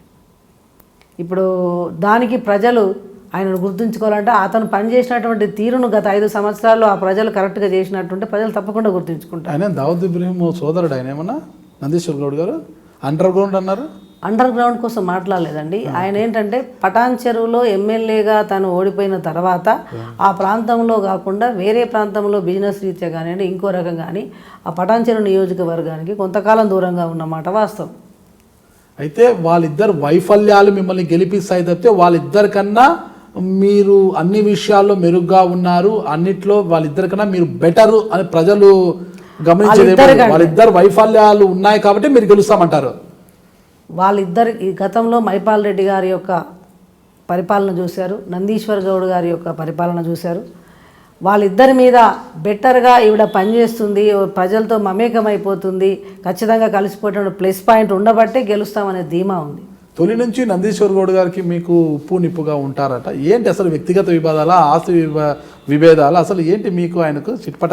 నందీశ్వర్ గౌడ్ గారికి నాకు వ్యక్తిగత విభేదాలు లేవు. వాళ్ళు ఎప్పుడూ సీనియర్ నాయకులు. నేను 2001లో నేను డైరెక్ట్గా ఎలక్షన్కి వచ్చాం. అతను 95 టు అంతకంటే ముందు అంటే 92 ఆ టైంలో సమితి ప్రెసిడెంట్గా మండల ప్రెసిడెంట్గా పనిచేసినారు. తర్వాత నాకెప్పుడు తను డైరెక్ట్గా టచ్ లేదు. మొన్న ఎమ్మెల్యేగానే అంతకుముందు ఒకసారి ఎమ్మెల్యేగా పోటీ చేసి ఓడిపోయారు. తర్వాత మొన్న 2009లో తన టికెట్ వచ్చి డీసీసీ వేసి గెలిచారు. నాకు ఆయనకు వ్యక్తిగత విభేదాలు లేవు, ఎలాంటి ఆస్తి తగాదాలు లేవు, అలాంటి వైరుధ్యం ఏమి లేదు. ఓపెన్ చెప్పండి, మీరు ముందస్తు ఎన్నికలు వస్తే బాగుంటుంది అనుకుంటున్నారా? అంటే మామూలుగా 5 సంవత్సరాల తర్వాత అంటే 2019లోనే ఎన్నికలు వస్తే బాగుంటుందని మీరు అనుకుంటున్నారా? ముందంతస్తు ఎన్నికలు సిద్ధంగా ఉన్నాం. బాగుంటుంది అనేటువంటి విషయాన్ని కాదు, కేసీఆర్ గారికి 5 సంవత్సరాలు ప్రజలు అవకాశం ఇచ్చారు. దాన్ని పూర్తి చేసుకొని ప్రజలకిచ్చి హామీలు నెరవేర్చాల్సిన బాధ్యత ఆయనకుంది. తన మీద తనకి ఎందుకు అపనమ్మకంగా ఉండి హామీలు నెరవేర్చుకోకుండా ముందంతస్తు ఎన్నికలకు వెళ్తున్న కేసీఆర్ గారు ఆ ప్రశ్నలకు సమాధానం చెప్పాలి. మేము ఎప్పుడు ఎన్నికలు వచ్చినా కూడా ప్రజల వద్దనే ఉన్నాం, ప్రజా సమస్యల మీద పోరాటం చేశాం, ప్రజలకు మా మీద విశ్వాసం ఉంది కాబట్టి తప్పకుండా మేము ఎన్నికలకు ఎప్పుడు పెట్టినా సిద్ధంగా ఉన్నాం. మా వైపు కాంగ్రెస్ పార్టీ నుంచి సిద్ధంగా ఉన్నాం. మేమైతే ప్రజల మధ్యనే ఉంటాము అంటున్నారు కదా మీరు. ప్రజల మధ్యనే ఉంటున్న మీరు ఒక ప్రతిపక్ష పార్టీ నాయకురాలుగా ఇప్పటివరకు ప్రజా సమస్యల ఏ సమస్యలు మీరు పరిష్కరింపజేశారు చెప్పండి? ఈరోజు ప్రజల మధ్యన అంటే ప్రజలతో ఏ సమస్యలు వచ్చినా ఆ గ్రామంలో ఉన్న సమస్యల మీద కానివ్వండి, ఆ ప్రజలతో ఏ సమస్య, ఇప్పుడు ఉదాహరణకు మాకు ఐనోల్ గ్రామం ఉంది. అక్కడ ఆ గ్రామంలో అసైన్ ల్యాండ్స్ ఇచ్చారు. అవి మరి ప్రభుత్వం తీసుకొని డబుల్ బెడ్రూమ్స్ కడతామని చెప్పేసి ఆలోచనతో చెప్పడం జరిగింది. ఆ గ్రామం దగ్గరికి వెళ్ళడం జరిగింది ఆ ప్రజలతో. ఈరోజు ప్రభుత్వం 3 ఎకరాల భూమి దళితులకు ఇచ్చినటువంటి భూమి, 3 ఎకరాల భూమి దళితులకు ఇవ్వాల్సింది ఉన్న భూమిని తీసుకునే పరిస్థితి వద్దు. ప్రజలు తప్పకుండా ఎంఆర్ఓ గారికి ఫోన్ చేసి మాట్లాడి ఆ ప్రజల్ని చైతన్యవంతం చేసి ఆ గ్రామంలో ఆ దళితులను దున్నుకునేటువంటి పరిస్థితి తీసుకొచ్చాం. అట్లా ఏ గ్రామంలో ఎలాంటి సమస్య వచ్చినా పార్టీ పరంగా ఆర్గనైజేషన్స్ కానీ నేను 9 మాసాలు అయింది కాంగ్రెస్ పార్టీలోకి వచ్చి. అయినప్పటికీ కూడా పార్టీ ఇచ్చినటువంటి స్టాండ్ను కానివ్వండి, ప్రోగ్రామ్స్ కానివ్వండి, ప్రజా సమస్యల పరంగా కానివ్వండి, గ్రామంలో ఉన్న అన్ని సమస్యల మీద కానివ్వండి మరి పనిచేయడం జరిగింది. రాజకీయంగా తీసుకుంటే మీ హస్బెండ్ యాదవ్ రెడ్డి గారు 2001లో ఉప సర్పంచ్గా పనిచేసిన, రాజకీయంగా మీకు సీనియర్ అయినా కూడా రాజకీయాల్లో డామినేషన్ అంతా మీదే అంటారు. అసలు మీ ఆయనది చాలా నామమాత్ర పాత్ర, మీ డామినేషన్ ఎక్కువ ఉంటుందంటారు. ఈరోజు 2000 అంటే 95లో తను 5 to 2000 వరకు తను ఉప సర్పంచ్గా పనిచేశారు.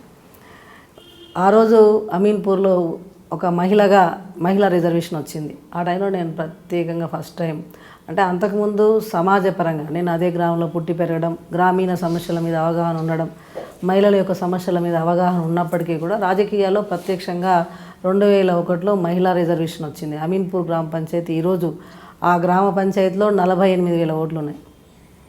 ఆ రోజు నేను ఒక మహిళగా ఎన్నికైనప్పుడు అక్కడ ఉన్నటువంటి పరిస్థితుల్లో గెలిచిన తర్వాత గ్రామీణ ప్రజలకి తప్పకుండా నా దగ్గరకు వచ్చి సమస్యల పట్ల నేను వెళ్ళి ప్రతి ఇంటికి వెళ్ళి అడిగిన దాన్ని బట్టి ప్రజలు నా దగ్గరకు వచ్చి అడిగారు. అడిగిన దానికి నేను వాళ్ళకు సమాధానం చెప్పుకుంటూ వాళ్ళతో మమేకమై పనిచేసుకుంటూ ముందుకెళ్ళాను. యాదవ్ రెడ్డి గారు 2000 అంటే 1995 to 2001 వరకు ఉప సర్పంచ్గా చేశారు. తర్వాత డైరెక్ట్గా నేను ఎలక్ట్ అయిన తర్వాత సమస్యల మీద, చట్టం మీద, ప్రజల మీద ప్రతి ఇంటికి మనం వెళ్ళిపోయి మమేకమై పనిచేసాం. కానీ ఇందులో డామినేషన్ ఏం లేదు. ఏదైనా సమస్యలు వస్తే తను తప్పకుండా నాటి నుంచి నేటి వరకు కూడా మీదే రాజకీయంగా ఆధిపత్యం ఉంటుంది, మీ ఆయన ఎంతున్నా కొద్దిగా తక్కువగానే అంటే అలాంటిది ఏం లేదండి. మహిళగా సర్పంచ్గా నాకు అవకాశం వచ్చినప్పుడు గ్రామాలలో ఉన్న సమస్యల మీద కానీ మీటింగ్స్ కానీ నాకు ఉన్నటువంటి ఆర్గనైజేషన్ కానీ నేను డెవలప్ చేసుకొని ఆ ఉన్న పరిస్థితిని నా కోణంలో నేను సర్పంచ్గా గెలిచిన తర్వాత నా సీట్లో భర్త కూర్చొని పరిపాలన చేయడం అనేది కాకుండా ఆయనకి మా ఇంట్లో వరకు సమాజంలో తనకుండే గౌరవం తనకి ఇస్తూ నాకు ఇచ్చిన బాధ్యతలు నేను నిర్వర్తించడం అనేది నా బాధ్యతగా నేను స్వీకరించిన. మీకు ముందు సర్పంచ్ దర్శిగౌడ్ గారు ఉండింది అక్కడ. దర్శిగౌడ్ గారు అంటే ఆయన అజమాయిషి ఎక్కువ ఉండింది, ఆయన పెత్తనంతో విసిగెత్తిపోయారు ప్రజలు కూడా. ఖచ్చితంగా కొత్త ముఖాన్ని చూడాలనుకున్నారు. అందరూ కూడా ఏకమయ్యి అప్పటి వరకు మహిళా అంటే డ్వాక్రా మహిళా సంఘం గ్రూపు లీడర్గా ఉన్న మిమ్మల్ని తెర మీదకి తీసుకొచ్చారు. అందరూ తీసుకొచ్చి మిమ్మల్ని సర్పంచం చేశారు అంటుంటారంట. అందరి యొక్క ఆమోదంతో, అందరి యొక్క మద్దతుతోనే మీరు అయితే అంతమంది ఏకమైనా కూడా బొటాబొటీ ఓట్లతోనే సర్పంచ్గా గెలిచారు అంటుంటారు.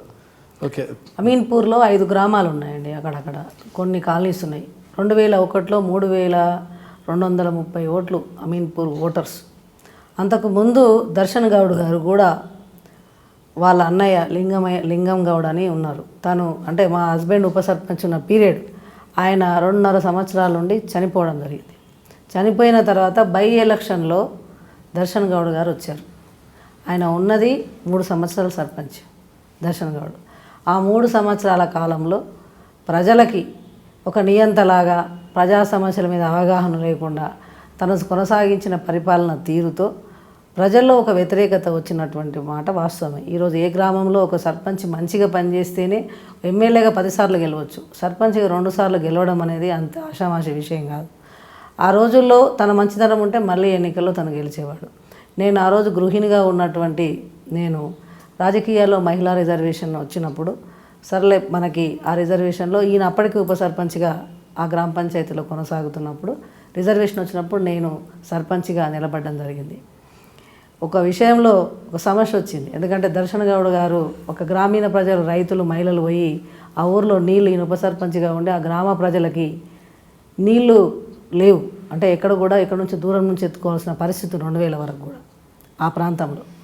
అయితే ఈయన ఉప సర్పంచ్ స్థాయిలో ఒక ఇంజనీర్తో మాట్లాడుకొని పైప్ లైన్ వేసిన సందర్భంలో ఆయన గ్రామంలోకి వచ్చి 100 మంది ముందు అందరు మీకు నీళ్ళు కావాలా, మోరు నీళ్ళు తాగండి అని చెప్పి ఒక విషయాన్ని అనేసి అందరిని తిట్టారన్నటువంటి విషయం నాకు కూడా తెలిసింది. కొంచెం బాధేసింది. ఈరోజు ఒక ప్రజాప్రతినిధిగా ప్రజలు అడిగిన ప్రశ్నకి సమాధానం ఇవ్వాల్సిన బాధ్యత అందరికీ ఉంది. అలా ఇవ్వకపోగా ఒక నియంతలాగా ఆ రకంగా తను వాడిన పదజాలం కానీ భాషించిన తీరును కానీ నేను ఆ రోజులో రాజకీయాలు లేకపోయినా హట్ అయిన మాట వాస్తవం. నేను అదే ఇన్స్పిరేషన్గా ఉమెన్ రిజర్వేషన్ వచ్చిన రోజు కొంత రాజకీయాలంటే విముఖత చూపించినప్పటికీ కూడా ఆ యొక్క అతను అన్న తీరును, అతను అంటే అందరూ భయపడే విధానం, ఒక తన నియంత్రణ పరిస్థితులను పట్టుకొని ఎవరు ముందుకు రాని సందర్భంలో నేను ఆ రోజుల్లో లేదు ప్రజల దగ్గరికి వెళ్తే మనం డేర్గా ఇది చేసుకోవచ్చు అని ముందుకు వచ్చి ఆ రోజు నిలబడి మనం ప్రజలకి అన్నీ తిరిగి మనం ఇచ్చిన అవకాశాన్ని వినియోగించుకొని రెండవసారి జనరల్లో గెలవడం జరిగింది. ఓకే, మీరు అంతే దర్శన్ గౌడ్ గారి మీద వ్యతిరేకత కావచ్చు, ఏదైనా కావచ్చు, అందరి మద్దతుతో మీరు బరిలో ఒక స్వల్ప తేడాతోనే మీరు బయటపడ్డారంటారు. ఓకే, అప్పటి వరకు గ్రామీణ ప్రాంతాల్లో ఈరోజు మీరు ఎక్కడ ఓటింగ్ తీసుకున్నా 90 to 95%, 80 to 85% పోలింగ్ అనేది ఉంటుంది గ్రామ పంచాయతీలో. మేము నూతనంగా రాజకీయాల్లోకి వచ్చిన రాజకీయం ఉన్నా కూడా ఆ రోజు కూడా ఆ ఉన్న 3000 ఓట్లు పోలైన 2000 ఓట్లలో మనకి 2500 ఓట్లలో కూడా మనకి ఆ రోజు 375 ఓట్స్తో మనం గెలవడం జరిగింది. ఓకే, ఇంకా మెజార్టీ వచ్చింటే బాగుండేది. అందరి మద్దతుతో నిలబడ్డారు కదా, అందరూ ఏకగ్రీవంగా సూచించారు శశికళ యాదవ్ రెడ్డి గారి పేరు, ఆవిడైతేనే బాగుంటుంది, మహిళా సంఘాల్లో ఉన్నారు కాబట్టి అందరితో చాలా మంచిగా ఉంటారనే ఉద్దేశం. అంటే అప్పటి వరకు అంటే మహిళా సంఘాల్లో ఉన్నంత వరకు శశికళ యాదవ్ రెడ్డి గారు అంటే ఒక మంచి నాయకత్వం లక్షణాలు ఉన్న లీడరు అది ఇదనే ఉద్దేశంతోనే ఆమెను రాజకీయ రంగ ప్రవేశం చేయడానికి అందరూ కూడా సుముఖత వ్యక్తం చేశారు. వారి ఆశీర్వాదాలతోనే మీరు ముందుకు వచ్చారంటారు. ఎప్పుడైతే శశికళ యాదవ్ గారు గ్రూప్ లీడర్ నుంచి సర్పంచ్ అయ్యారో ఆవిడలోని అపరిచితురాలు బయటికి వచ్చింది అంటారు. వాస్తవం. ఎందుకంటే నేను రాజకీయాల్లోకి రాకముందు నేనేంటి, నా పరిస్థితి ఏందని చెప్పి ప్రతి ఒక్క విషయంలో అవగాహనలో ప్రజలకు తెలియదు. వచ్చిన అవకాశాన్ని వినియోగించుకున్న తీరును బట్టి నేను ప్రజలు ఇచ్చిన అవకాశాన్ని ఎక్కడ దుర్వినియోగం చేసుకోకుండా తప్పకుండా అభివృద్ధి విషయంలో అయితే ఏంది, కలిసిపోవడంలో విషయంలో కానివ్వండి, ఆ రకమైనటువంటి కలిసిపోయే తత్వం ఉండబట్టి ప్రజలు ఆశీర్వదించారు ఆ స్థాయికి రాగా. మీరు సర్పంచ్ అయిన తర్వాత వరుసగా దర్శన్ గౌడ్ కుటుంబం పైన 2 పర్యాయాలు మీరు గెలిచారు, విజయం సాధించారు మీరు. అంటే ఆ 10 సంవత్సరాలు ఒక గోల్డెన్ ఇయర్స్గా చెప్పుకుంటుంటారు అనమాట. ఆ 10 సంవత్సరాలు దాంతో పాటుగా నేను ఎప్పుడు కూడా ఈ రోజు కూడా ఐఎమ్ లెర్నింగ్ స్టూడెంట్ కంటే నాకు అన్నీ తెలుసు అనుకోవడం కంటే ఎవ్రీడే నేను నేర్చుకోవాలన్నటువంటి, అంటే ప్రతి వాళ్ళ దగ్గర ఒక ప్రతిభ ఉంటుంది, దానికోసం నేర్చుకునే తీరును నన్ను ముందు తీసుకునేటువంటి నా భాగంలో అదొకటి, ముందుకు వెళ్ళడానికి అదొక భాగం అని నేను అనుకుంటున్నాను. మీరు సర్పంచ్ అయిన తర్వాతే అమీన్పూర్ పంచాయతీలో పట్టణీకరణ అనేది అభివృద్ధి చెందింది, బహుళ అంతస్తుల నిర్మాణాలు ఎక్కువగా సాగాయి. అదంతా కూడా మీ చలువే. అంటే ఆడ పట్టణీకరణ, ఒక గ్రామీణ వాతావరణం అనేది ఒక పట్టణ వాతావరణంగా మారిపోయిందంటే అది మీ చలువే, మీ శ్రద్ధనే అంటారు. అయితే దాంట్లో కూడా మీ చేతివాటం లేకపోలేదంటారు. అంటే ఈ బహుళ అంతస్తుల నిర్మాణ విషయంలో కావచ్చు, వాళ్ళకి అనుమతులు ఇప్పించే విషయంలో కావచ్చు, ఇవన్నిటిలో కూడా మీరు తలదూర్చి పెద్ద ఎత్తున డబ్బు ఆర్జించారు అని అంటుంటారు. అలాంటి విమర్శలకు మీరేం సమాధానం చెప్తారు? 2001లో అమీన్పూర్ పంచాయతీలో 15,000 రూపాయలు నెలకి జీతాలు ఇవ్వడానికి కూడా ఇవ్వలేనటువంటి పరిస్థితి ఆ రోజు.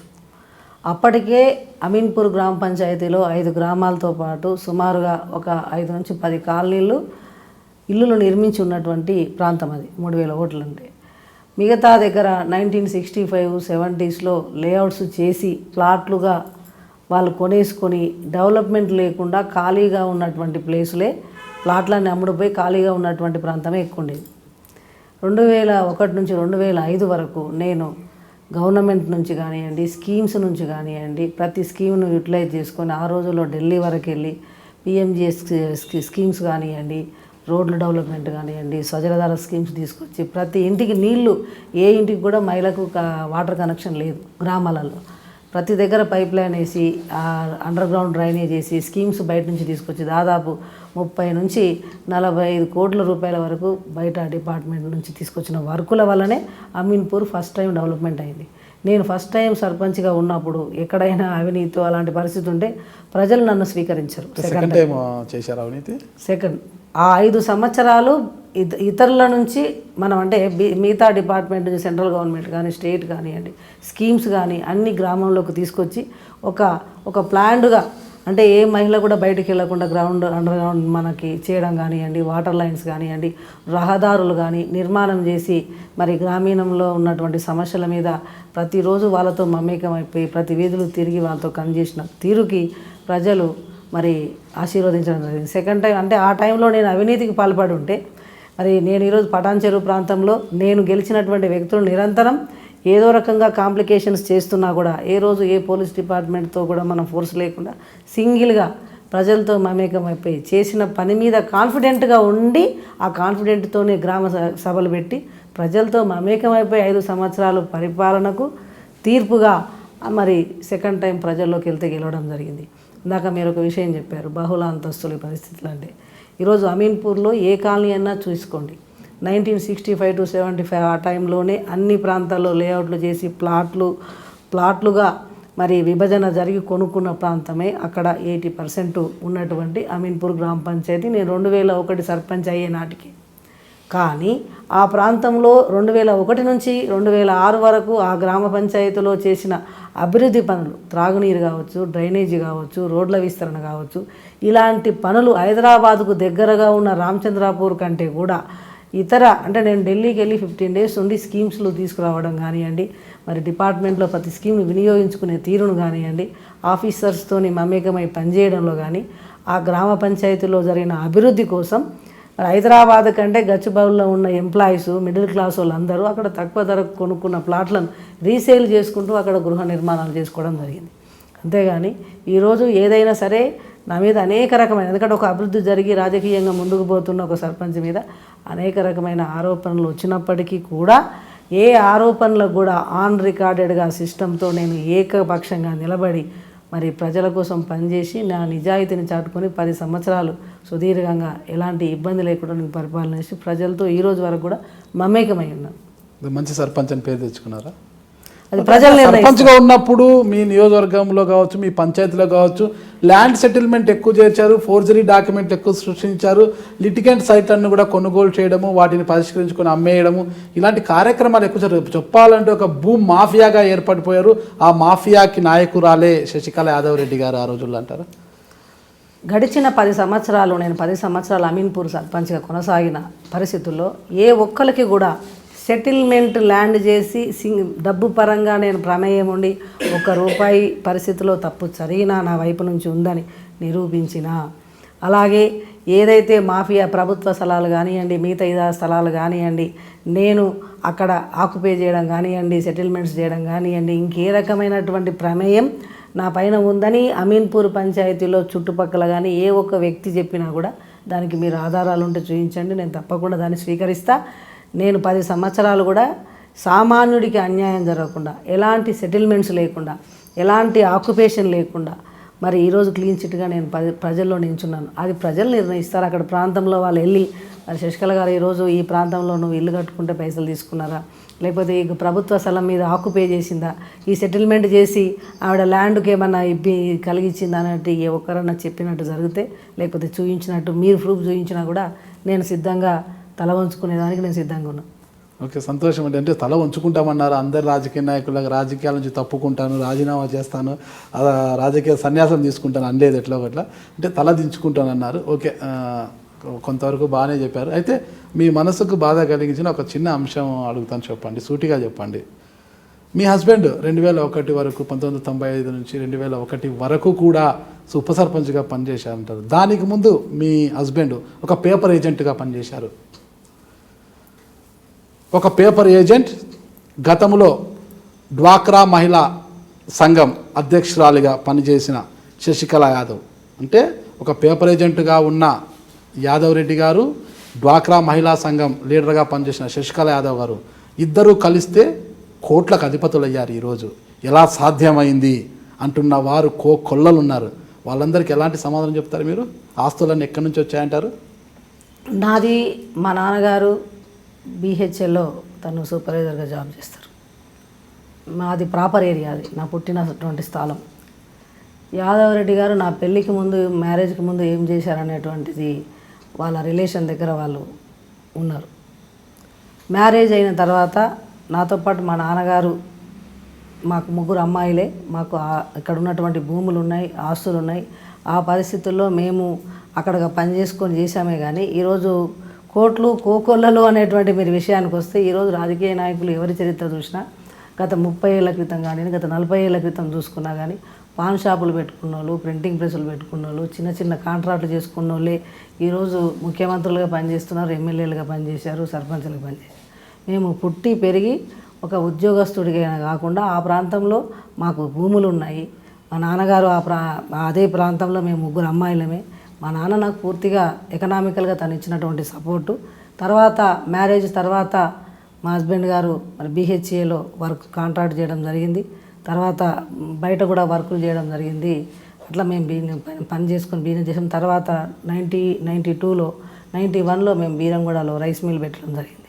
రాజకీయాల్లోకి రాకముందే వ్యాపారం చేసుకోవడం కానివ్వండి, ప్లాట్లు తీసుకోవడం కానివ్వండి, మా నాన్న ఇచ్చినటువంటి సపోర్ట్తో కుటుంబ పరంగా మేము ఎదిగామే తప్పించి ఎలాంటి ఎంకరేజ్మెంట్స్ కానీ, ఎలాంటి కోట్లు కోకొల్లలు కానీ అక్కడ ఉన్నటువంటి ప్రాంతం ప్రజలకు తెలుసు. మేము ఏ రకంగా ఉన్నాం, మాకంటే ఏ స్థితి నుంచి ఈరోజు అక్కడ ఇప్పుడు మైపాల్ రెడ్డి గారు కావచ్చు అండి, ఇంకెవరికైనా నందీశ్వర్ గారు కావచ్చు, వ్యక్తుల కోసం అనవకమైపోయినా ఆ ప్రాంతంలో ఉన్న ప్రతి వ్యక్తులు కూడా ఎవరు గత 30-25 సంవత్సరాల క్రితం చూస్తే మేము ఆ రోజులు ఉన్న పరిస్థితుల కంటే 0 స్టేజ్. వాళ్ళు చేస్తున్నారు కదా, మేమెందుకు చేయకూడదు అన్న విషయాన్ని ఇక్కడ మనం పక్కన పెడితే, మనపై వచ్చిన ఆరోపణలు నాడు ఈ విధంగా చాలా చిన్న స్థాయిలో ఉన్నవారు ఈరోజు కోటీశ్వర్లు ఎలా అయ్యారు, కోట్లకు ఎలా పడగలెత్తారు, రాజకీయాలు ఇంతలా ఎలా రాణిస్తున్నారు? మేము 2001లో సర్పంచ్గా ఎన్నిక కాకముందు నుంచి కూడా మేము ఆర్థికంగా ఆ రోజే మేము ఆర్థికంగా స్థితిలో ఉన్నటువంటి వాళ్ళు. ఒక BHAలో సూపర్వైజర్, మేము నాన్నగారు BHAలో సూపర్వైజర్, 3 కుమార్తెలు. ఒక BHAL సూపర్వైజరు అంతలా ఆర్థికంగా ఎలా స్థితిమంతులయ్యారు? మీరు స్థితిమంతులని ఎలా చెప్పగలుగుతున్నారు? ఆ రోజుల్లో మాకు ల్యాండ్స్ ఉన్నాయి కదా, మాకు అగ్రికల్చర్ ఉంది. ఆ రోజు తను ఉద్యోగం చేస్తున్నారు. ఆ రోజుల్లో BHAL ఉద్యోగం అంటే నాటే జోకు. మాకు అక్కడే ఉన్నటువంటి పొలాలు ఉన్నాయి, ఆస్తులు ఉన్నాయి. దానికోసం మా నాన్న మాకు ఇచ్చినటువంటి పెంచిన తీరు కానివ్వండి, మా నాన్న ఇచ్చిన ఆస్తులే ఆ రోజుల్లో అవి కోట్ల ఆస్తులు. ఆ రోజు మీ నాన్నగారు ఇచ్చిన ఆస్తులే ఈరోజు రెట్టింపయ్యాయా, అంటే మీరేమైనా సంపాదించలేదంటారా? మా నాన్నగారు ఇచ్చినటువంటి ఆస్తులు రెట్టింపైనాయి. దాంతోపాటు ఆయన ఇచ్చిన దానికో మేము కూడా వ్యాపారాలు, బిజినెస్, రియల్ ఎస్టేట్ చేసుకోవడం జరిగింది. అంటే కొనడం కానివ్వండి, ఉన్నదాన్ని కట్టుకోవడం కానీ జరిగింది. మొత్తం కూడా అంటే తండ్రి గారు ఇచ్చిన వారసత్వపు ఆస్తులు తప్పితే మేము వ్యక్తిగతంగా ఎటువంటి అవినీతికి పాల్పడి ఆస్తులు కూడగట్టలేదు అని అంటారు. ఇలాంటి అవినీతికి పాల్పడి ఆస్తులు కూడగట్టలేదు అనేటువంటి వాస్తవమే, కూడగట్టలేదు. కానీ వ్యాపారం చేసుకొని పనులు చేసాం. ఎలాంటి వ్యాపారాలు? రియల్ ఎస్టేట్ చేసాము, కాంట్రాక్ట్ పనులు చేసాము. రియల్ ఎస్టేట్ అంటే అదే కదా, అంటే లిటిగెంట్ భూములు కొనుగోలు చేయడము, దాన్ని పరిష్కరింపు చేయడం. మీరు ఎందుకంటే ఇలాంటి లిటిగేషన్ ల్యాండ్ ఏదైనా ఒకటి కొన్నారు అని, లేకపోతే లిటిగేషన్ ల్యాండ్ సెటిల్మెంట్ చేశారని మీరు ఎక్కడైనా ఏ ఒక్కటైనా మీరు చూపించినట్టయితే దానికి నేను సిద్ధంగా ఉన్నాను, నేను తప్పు చేశానని ఒప్పుకోవడానికి. ఎందుకంటే ఆరోపణలు చేయడం వేరు, వాస్తవాలు వేరు.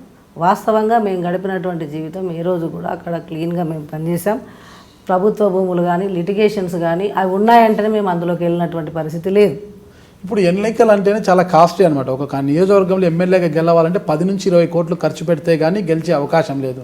అంటే ఇప్పుడు ఉన్న పలంగా మధ్యంతర ఎన్నికలు వచ్చినా కూడా కోట్లలోనే. చిన్న ఎగ్జాంపుల్ అండి, దీనికి ఒక విషయం చెప్తాను మీకు. 2001లో అమీన్పూర్ కానీ ఇంకెక్కడ కానీ ప్రభుత్వం ల్యాండ్లల్లో పక్కన ఇప్పుడైతే పొలాలు ఉన్నాయో ప్లాట్లు, ఆ రోజు ఒక 50,000 పెట్టుకుంటే ఒక ప్లాట్ వచ్చేది. ఈరోజు ఒక 250 గజాలు కొనాలనుకుంటే ₹1,00,00,000, అమ్మాలంటే కూడా ₹1,00,00,000 వస్తుంది. అక్కడ భూములు కూడా రేట్లు పెరిగినాయి, ఉన్న స్థలాలు ప్లాట్లకు కూడా రేట్లు పెరిగినాయి. ఇప్పుడు వ్యాపారం చేసుకుని రెగ్యులర్ సోర్స్ చేసుకొని ఒక సామాన్యుడు ఒక సర్పంచ్ కావాలంటే కూడా ఈరోజు అదే ప్రాంతంలో మరి కోట్లు పెట్టుకొని పనిచేస్తూ ఉన్నారు, అది మీకు తెలుసు. కానీ ఈరోజు ఎన్నికలు వచ్చినాయి, డబ్బుతోనే అన్ని పనులు జరిగిపోతాయి, ఎమ్మెల్యే ఉంటే అన్ని డబ్బులతోనే గెలుస్తారనుకుంటే ఈ విషయం కరెక్ట్ కాదు. మంచితనం కావాలి, ప్రజలతో మమేకమై పనిచేయాలి, పార్టీ క్యాడర్ ఉండాలి, అందరూ కలిసి పనిచేయాలి, అందరూ సహకరించాలి అని సమిష్టి నిర్ణయంతోనే గెలుస్తారు కానీ డబ్బే అక్కడ ప్రధానం కాదు. డబ్బు అవసరమే, ఎంత మేరకు పెట్టుకోగలుగుతాము అనేటువంటి పరిస్థితి వచ్చిన రోజు మనకున్నటువంటి ఆస్తియో స్థిరాస్తో అమ్ముకొని పని చేసుకోగలుగుతాం. లేదనుకుంటే మనకు వ్యాపారం చేసుకొని దాంట్లో పెట్టేటువంటి పరిస్థితి అందరికీ ఉంటుంది. అదేవిధంగా మేము కూడా పెడతాం. గతంలో మీరు సర్పంచ్గా ఉన్న 10 ఏళ్ల పాటు అంటే ఆర్థికంగా బాగా సంపాదించుకున్నారనే విమర్శలు ఉన్నా పాజిటివ్ కూడా ఉన్నాయి. ఎందుకంటే గతంలో మీరు సర్పంచ్గా ఉన్నప్పుడు సెంట్రల్లో బీజేపీ ప్రభుత్వం ఉన్న కేంద్ర మంత్రి కృష్ణంరాజు గారి ద్వారా స్వజల్దారి కింద ₹2 కోట్ల మీరు పంచాయతీకి తీసుకొచ్చిన. పంచాయతీకి 2 కోట్లు అంటే అంత చిన్న విషయమే కాదు. అది అంటే లోకల్ ఎమ్మెల్యే బీజేపీ ఎమ్మెల్యే ఉన్నప్పటికీ కూడా ఆయనకు తెలియకుండా, ఆయన సిఫారసు లేకోకుండా, అసలు ఆయన కలుగు చేసుకోకపోయినా కూడా మీరే నేరుగా సెంట్రల్కి వెళ్ళి ₹2 కోట్ల కృష్ణంరాజు గారి ద్వారా విడుదల చేయించారంటారు. ఎలా సాధ్యమైంది? అంతవరకు ఎలా వెళ్ళగలిగారు మీరు? నాకు ఒక పట్టుదల ఉంటుందండి. ప్రజలకి ఎన్నికలప్పుడు మనం కొన్ని హామీలు ఇచ్చాం.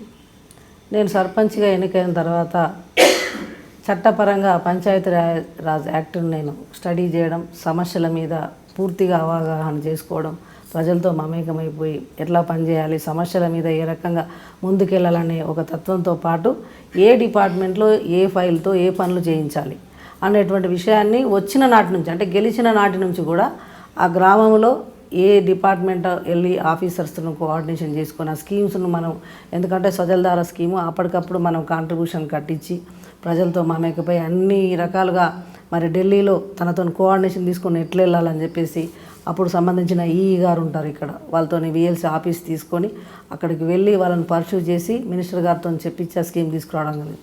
అలాగే ఏఆర్డబ్ల్యూఎస్లో మరి మాకు స్కీమ్లో అంటే డిపార్ట్మెంటు త్రూ డిస్ట్రిక్ట్స్ నుండి మళ్ళీ ఈఎన్సీ ఆఫీస్ సిఈ దగ్గరికి వెళ్ళాలి, ఆ ఫైల్ను అప్ టు డేట్ డిపార్ట్మెంటు పరంగా వెళ్ళి తీసుకెళ్ళి మాకు ఒకటి మంజీరా స్కీమ్ ఒకటి ఆ రోజుల్లో ₹1,00,00,000 స్కీమ్ తీసుకొచ్చాను.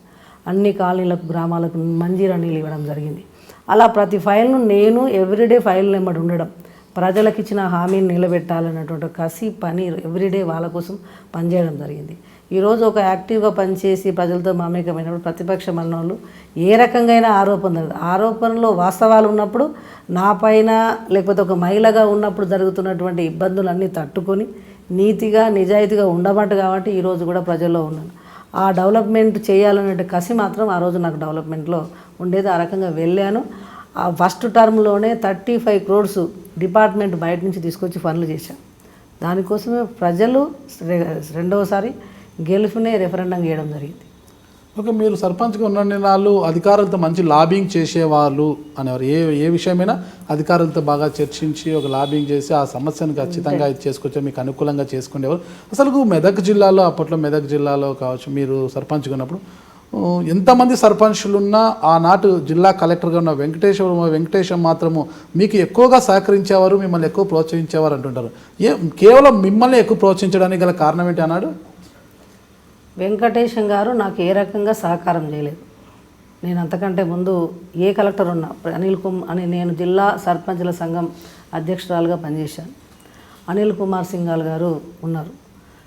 సర్పంచ్ల మీద ఒక ఇష్యూ వచ్చింది. అంటే ఫుడ్ ఫర్ వర్క్ మీరు ఇమీడియట్లీ పని చేయాలి అని చెప్పేసి అని టైం ఎక్స్టెన్షన్ చేయడంలో కానీ సంఘపరంగా కలెక్టర్ దగ్గరికి వెళ్ళి మనం రిప్రజెంటేషన్ ఇచ్చేసి మనం అందరూ సర్పంచులను చేసుకొని దాన్ని పని చేయించుకోవడం అనేది నాకు బాధ్యత కాబట్టి వెళ్ళి పని చేయించుకున్నాను. అలాగే ప్రేమచంద్ర రెడ్డి గారు ఉన్నప్పుడు అలాగే సర్పంచులను తీసుకొని వెళ్ళిపోయి ఈ ఫుడ్ ఫర్ వర్క్ చెరువులో మట్టి తీయకపోతే సర్పంచ్ను సస్పెండ్ చేస్తామంటే సర్పంచుల పరంగా జిల్లా పార్టీల రహితంగా అందరూ సర్పంచులను తీసుకెళ్ళి కలెక్టర్ గారిని కలిసి చేసుకోవడం తప్పించి గ్రామంలో మాకు ఈ సమస్య ఉందని వెళ్ళి కలెక్టర్ గారి దగ్గర పని చేసుకోవడం జరిగింది.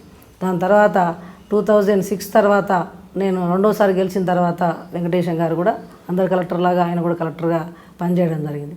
ఆయన మాకు ఏ రకంగా కూడా ఆర్థిక సహాయం చేసినటువంటి పరిస్థితులు లేవు మా గ్రామ పంచాయతీకి. ఈరోజు మాకు అప్పుడు రాజశేఖర్ రెడ్డి గారు మాకు ముఖ్యమంత్రిగా ఉండి ఎస్పీఎఫ్కి ప్రోగ్రాంకు రావడం జరిగింది.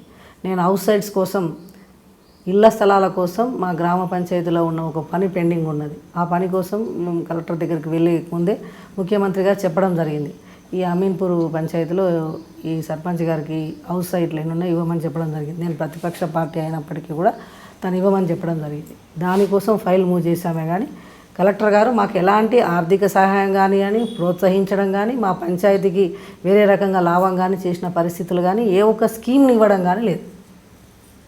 ఓకే, ఇంకా మరిన్ని వివరాలు మనం తెలుసుకునే ముందు ఒకసారి మీ కుటుంబ నేపథ్యం గురించి చెప్తారు. ఒకసారి మీ నాన్నగారి పేరు, అమ్మగారి పేరు, ఎంతమంది సంతానం వరకు? మా నాన్నలు 5 అండి. నా పుట్టిన ప్లేస్ వచ్చి బీరంగూడ, అమీన్పూర్ పంచాయతీలో హ్యామ్లెట్ విలేజ్. అలాగే బీరంగూడ. అలాగే మా తాతగారు వచ్చేసి టంకసాల అని చెప్పేసి ఖైరతాబాద్లో ఉన్న అక్కడ అప్పుడు తను జాబ్ చేసేది. మా నాన్నమ్మ గారు వచ్చేసి ఊర్లో వ్యవసాయం చేయించేది తను. ఆ రోజులలో మా 5 నాన్నలు కూడా BHL, ఇంకో బాబాయ్ ఏమన్నా వ్యవసాయం చేయించుకుంటూ కుటుంబం ఎంప్లాయీస్. మరి మిగతా కంపెనీల్లో ఇంకో 2 బాబాయిలు పనిచేసి జాయింట్ ఫ్యామిలీగా ఉన్నారు. మాది పెద్ద కుటుంబం. దానికి మా నాన్నగారు వచ్చేసేసి మేము 3 అమ్మాయిలమే. మా నాన్న వచ్చేసి మాకు చైల్డ్ ఏజ్లో అంటే నేను ఒక 17 years ఉన్నప్పుడే నాకు చేయడం, మా సిస్టర్స్ గారు తొందరగా పెళ్ళిళ్ళు చేయడం అనేది చేశారు. మా అమ్మగారు హౌస్ వైఫ్. ఆమె పేరు సుగుణ అండి. మా నాన్న వచ్చేసి మా 2 సిస్టర్స్ వాళ్ళ హస్బెండ్స్ కూడా BHL. నాన్నగారి పేరు ఏం చెప్పారు? సుదర్శన్ రెడ్డి. ఓకే. మీరు ఎంతవరకు చదువుకున్నారు? నేను BA చేశానండి. BA చేశారా? 17 సంవత్సరాలకే పెళ్ళి? మ్యారేజ్ అయిన తర్వాత ఓపెన్ యూనివర్సిటీలో చేశాను. మ్యారేజ్ అయిన తర్వాత మీ హస్బెండ్ ఓపెన్ యూనివర్సిటీ ద్వారా చేశారు మీరు? అంటే అప్పటికి 10th పాస్ అయినారా మీరు? పెళ్ళైన ఇంటర్మీడియట్ రిజల్ట్ వచ్చింది మ్యారేజ్ అప్పటికి. అవునా? పాస్ అయ్యారు? ఆఫ్టర్ మ్యారేజ్ ఎక్కడ బ్రేక్ లేదు. ఎడ్యుకేషన్లో అంటే నాకు బీరంగూడ నుంచి దూరంగా నడుచుకొని రామచంద్రపూర్ వరకు నడుచుకుంటా వెళ్ళి. రామచంద్రపూర్లో నాకు 10th, పటాన్చెరులో వచ్చేసి ఇంటర్మీడియట్. Government school. మా జాయింట్ ఫ్యామిలీ ఉంది. మా సిస్టర్స్ వచ్చి BHL స్కూల్లో చదివారు. నేను గవర్నమెంట్ స్కూల్లో చదివాను. డిగ్రీ ఏం చేశారు? BA చేశాను. BA చేశారా? ఆర్ట్స్ సైడ్ అదైతే ఈజీగా ఉండొచ్చు కదా, ఇంట్లో పని చేసుకుంటూ చదువుకోవచ్చు చేస్తున్నారా? మళ్ళీ ఉన్నత చదువులు చదవలేదు మీరు? లేదు. అప్పటికి నేనంటే దాదాపు 25-26 yearsకి నేను సర్పంచ్గా వచ్చాను. సార్, వివాహం అయింది, ఇక బాగానే ఉంది. మహిళా సంఘంలోకి వెళ్ళారు కదా మీరు, మహిళా సంఘం లీడర్గా వెళ్ళారు కదా? అంటే నాది బర్త్ ప్లేస్ అక్కడే కాబట్టి డ్వాక్రా ఆర్గనైజేషన్స్ అంటే ఇంత పెద్ద ఎత్తున లేదు. అప్పుడు మామూలుగా ఆర్గనైజేషన్ ఉంటే అదంటే వాళ్ళకు పని చేయించి యూనిటీగా పని చేసుకోవడం, మహిళా గ్రూప్స్ని క్రియేట్ చేయడం, అట్లాంటి వాటిలో నేను టైం స్పెండ్ చేసి వెళ్ళి చేసేదాన్ని. ఓకే, మహిళా సంఘం లీడర్గా మంచి పేరు తెచ్చుకోవడంతోనే మీరు సర్పంచ్గా ఎన్నిక కావాల్సి వచ్చింది.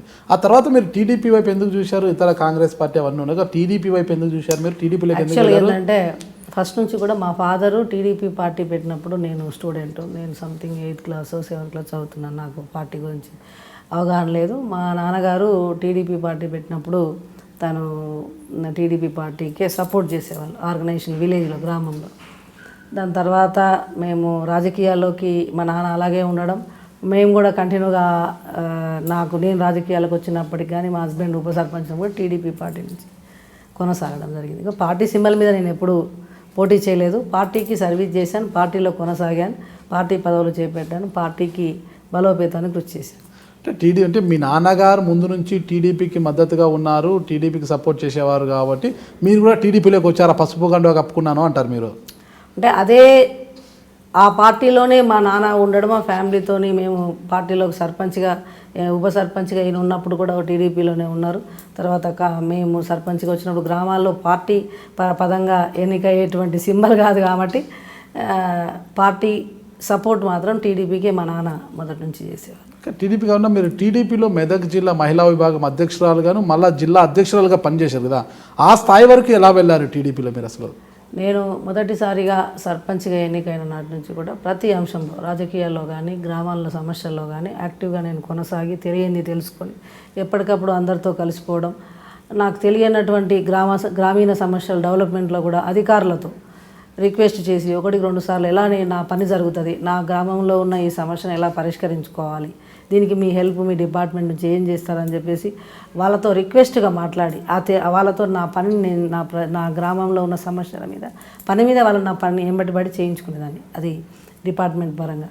అలాగే పొలిటికల్గా కూడా నాకు ఇచ్చిన పదవి అంటే అప్పుడు మనకి సర్పంచ్గా ఉన్నా కూడా ప్రతి పార్టీ యాక్టివిటీస్లో నేను కొనసాగి ఏది చేసినా పని చేసుకుంటూ గ్రామ స్థాయి నుంచి మనం వెళ్ళడం జరిగింది. అదే కోణంలో 2009లో నేను సెకండ్ టైం వచ్చేటప్పటికి నేను 4 ఎంపీటీసీలు ఉంటే గెలవడం, నేను సెకండ్ టైం మళ్ళీ గెలవడం. 2009లో నేను టికెట్ ఎక్స్పెక్ట్ చేసిన, అంతకంటే ముందే నాకు మహిళా అధ్యక్షురాలు ఇచ్చారు.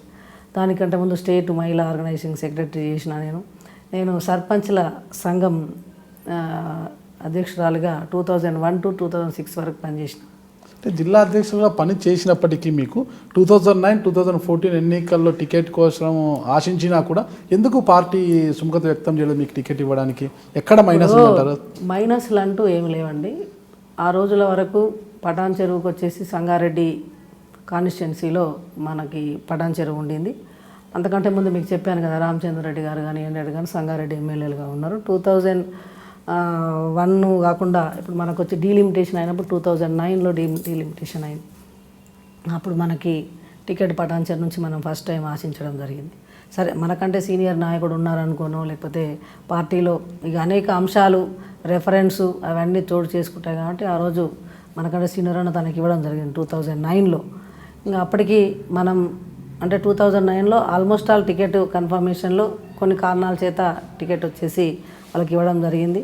తర్వాత వచ్చేసి 2009లోనే మేము మళ్ళీ సిపిఎంకు కూడా పార్టీ ఇచ్చింది. ఆ ఇబ్బందితో మనం వాళ్ళకి పనిచేయడం జరిగింది. 2014లో ఎక్స్పెక్ట్ చేసినాం, మళ్ళీ టికెట్ రాలేదు మనకి.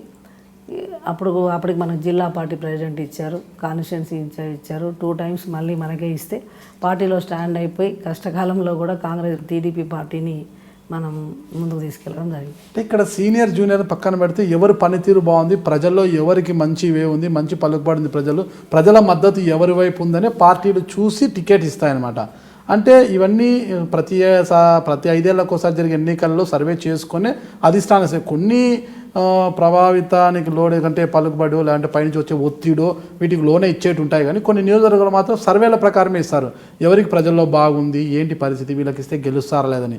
ఈ సమయంలో మీ గురించి సర్వే చేసి ఉంటారు, అయినా కూడా మీకు టికెట్ ఇవ్వకుండా వాళ్ళకే ఇచ్చారంటే అర్థం ఏంటి? అంటే కేవలం సీనియారిటీ ప్రకారమే వాళ్ళకి ఇచ్చారని, అంటే మీకు ప్రజల్లో పలుకుబడి లేదని, ప్రజల్లో మద్దతు మీ వైపు ప్రజల్లో మనకు మద్దతు లేదని అనుకుంటే బాబు గారు మనకు ప్రెసిడెంట్ ఇచ్చేటువంటి అధ్యక్షులు ఇచ్చేటువంటి పార్టీ పదవులు ఎవరికి ఎన్నైనా ఇవ్వచ్చు కదా. పార్టీ పదవులు వేరు, టికెట్కి వచ్చేటప్పటికి చట్టసభలకు అడుగు పెట్టిన నాడే మనకున్న రాజకీయాల్లో మనకు సార్థకత. ఆశించడంలో తప్పు, ఆశించడానికి అడుగులు వేసి పనిచేయడంలో తప్పు లేదు.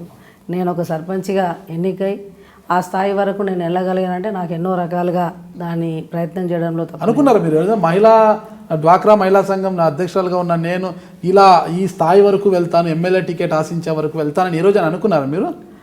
అలా ఎప్పుడూ అనుకోలేదు ముందు ఈ రకంగా ప్రజల్లోకి వెళ్ళిన తర్వాత మనం చేసేటువంటి పరిస్థితులు పని ఎందుకు చేయకూడదు మనం కూడా ప్రజలతో మమేకమైపోయి అంటే ఒక కాన్సెప్ట్ ఉంది ప్రతినిధిగా గ్రామ స్థాయిలో ప్రతినిధిగా కొంతవరకు ప్రజలకి అనుకున్న పనులు చేయగలుగుతాం. ఎగ్జాంపుల్ ఏవైనా ఒక ఎమ్మెల్యేగా చట్టసభలోకి వెళ్ళినప్పుడు చట్టాలు చేయగలిగేటువంటి పరిస్థితి ఉంటుంది. ఒక ఎమ్మెల్యేగా ఎన్నికయ్యి చట్టసభలోకి వెళ్ళినప్పుడు ఏ స్కీమ్స్ తీసుకొచ్చి ఏ పనులు ప్రజలకు ఉన్నాయి ఎన్ని సిస్టమ్స్ ఉన్నాయో తెలిసేటువంటి పరిస్థితి చాలామంది వాటిని వినియోగించుకోరన్నటువంటి నాకు అవగాహన. నేను అవకాశం ఇస్తే పూర్తి స్థాయిలో వినియోగించుకొని మన నియోజకవర్గాన్ని అభివృద్ధిలోకి తీసుకొచ్చేటువంటి పని చేసి చూపిస్తామనేటువంటి ఒక కసితో మేము అప్పుడు కూడా టికెట్ కోసం ప్రయత్నం చేశాం. ఆ దిశగా ఎమ్మెల్యే కావాలని ఆశించడం జరిగింది. టికెట్ రాని పక్షంలో 2009-14లో మీకు టికెట్ రాకపోతే అంటే కసిగా పనిచేసి టీడీపీ అభ్యర్థిని ఓడించారు, మీ వల్లే ఆయన ఓడిపోయాడు, ఆయన ఓటమికి కారణం మీరే అనేది అయితే బలంగా వినిపిస్తుంటుంది పటాన్చెరువులో. దానికి మీరేమంటారు? అసలుకి 2009లో తనకు టికెట్ ఇవ్వడం జరిగింది. ఇప్పుడు పార్టీ ఏదైతే తనకు అవకాశం ఇచ్చిందో పార్టీకే పనిచేయడం. ఇప్పటి వరకు నేను ఏ పార్టీలో కొనసాగుతున్నానో అదే పార్టీకి పనిచేయడం జరిగింది కానీ పక్క పార్టీలో ఉండి పక్కన చేసేటువంటి పరిస్థితి ఎప్పుడు కూడా లేదు. పార్టీ కట్టుబడే పనిచేశాం. 2009లో నేను కూడా ఆశించిన దానికి టికెట్ వాళ్ళకి ఇచ్చినప్పటికీ కూడా అప్పుడు టీఆర్ఎస్తో పొత్తున్న సందర్భంలో మళ్ళీ సిపిఎంకు పార్టీ ఇచ్చింది. పార్టీ చేసినటువంటి పరిస్థితుల వల్లే టీడీపీ ఆ రోజు ఓడిపోవడం జరిగింది. నాకు టీడీపీ సిపిఎంకు చేయమన్నారు, నేను టీడీపీ దాని సిపిఎంకు చేశాను. తను పార్టీ సింబల్గా టీడీపీ నుంచి పోటీ చేశారు. అదే 2014 వచ్చినప్పుడు కూడా ఆశించాం, టికెట్ రాలేదు. సారు బాబు గారు పిలిచి మాట్లాడడం జరిగింది.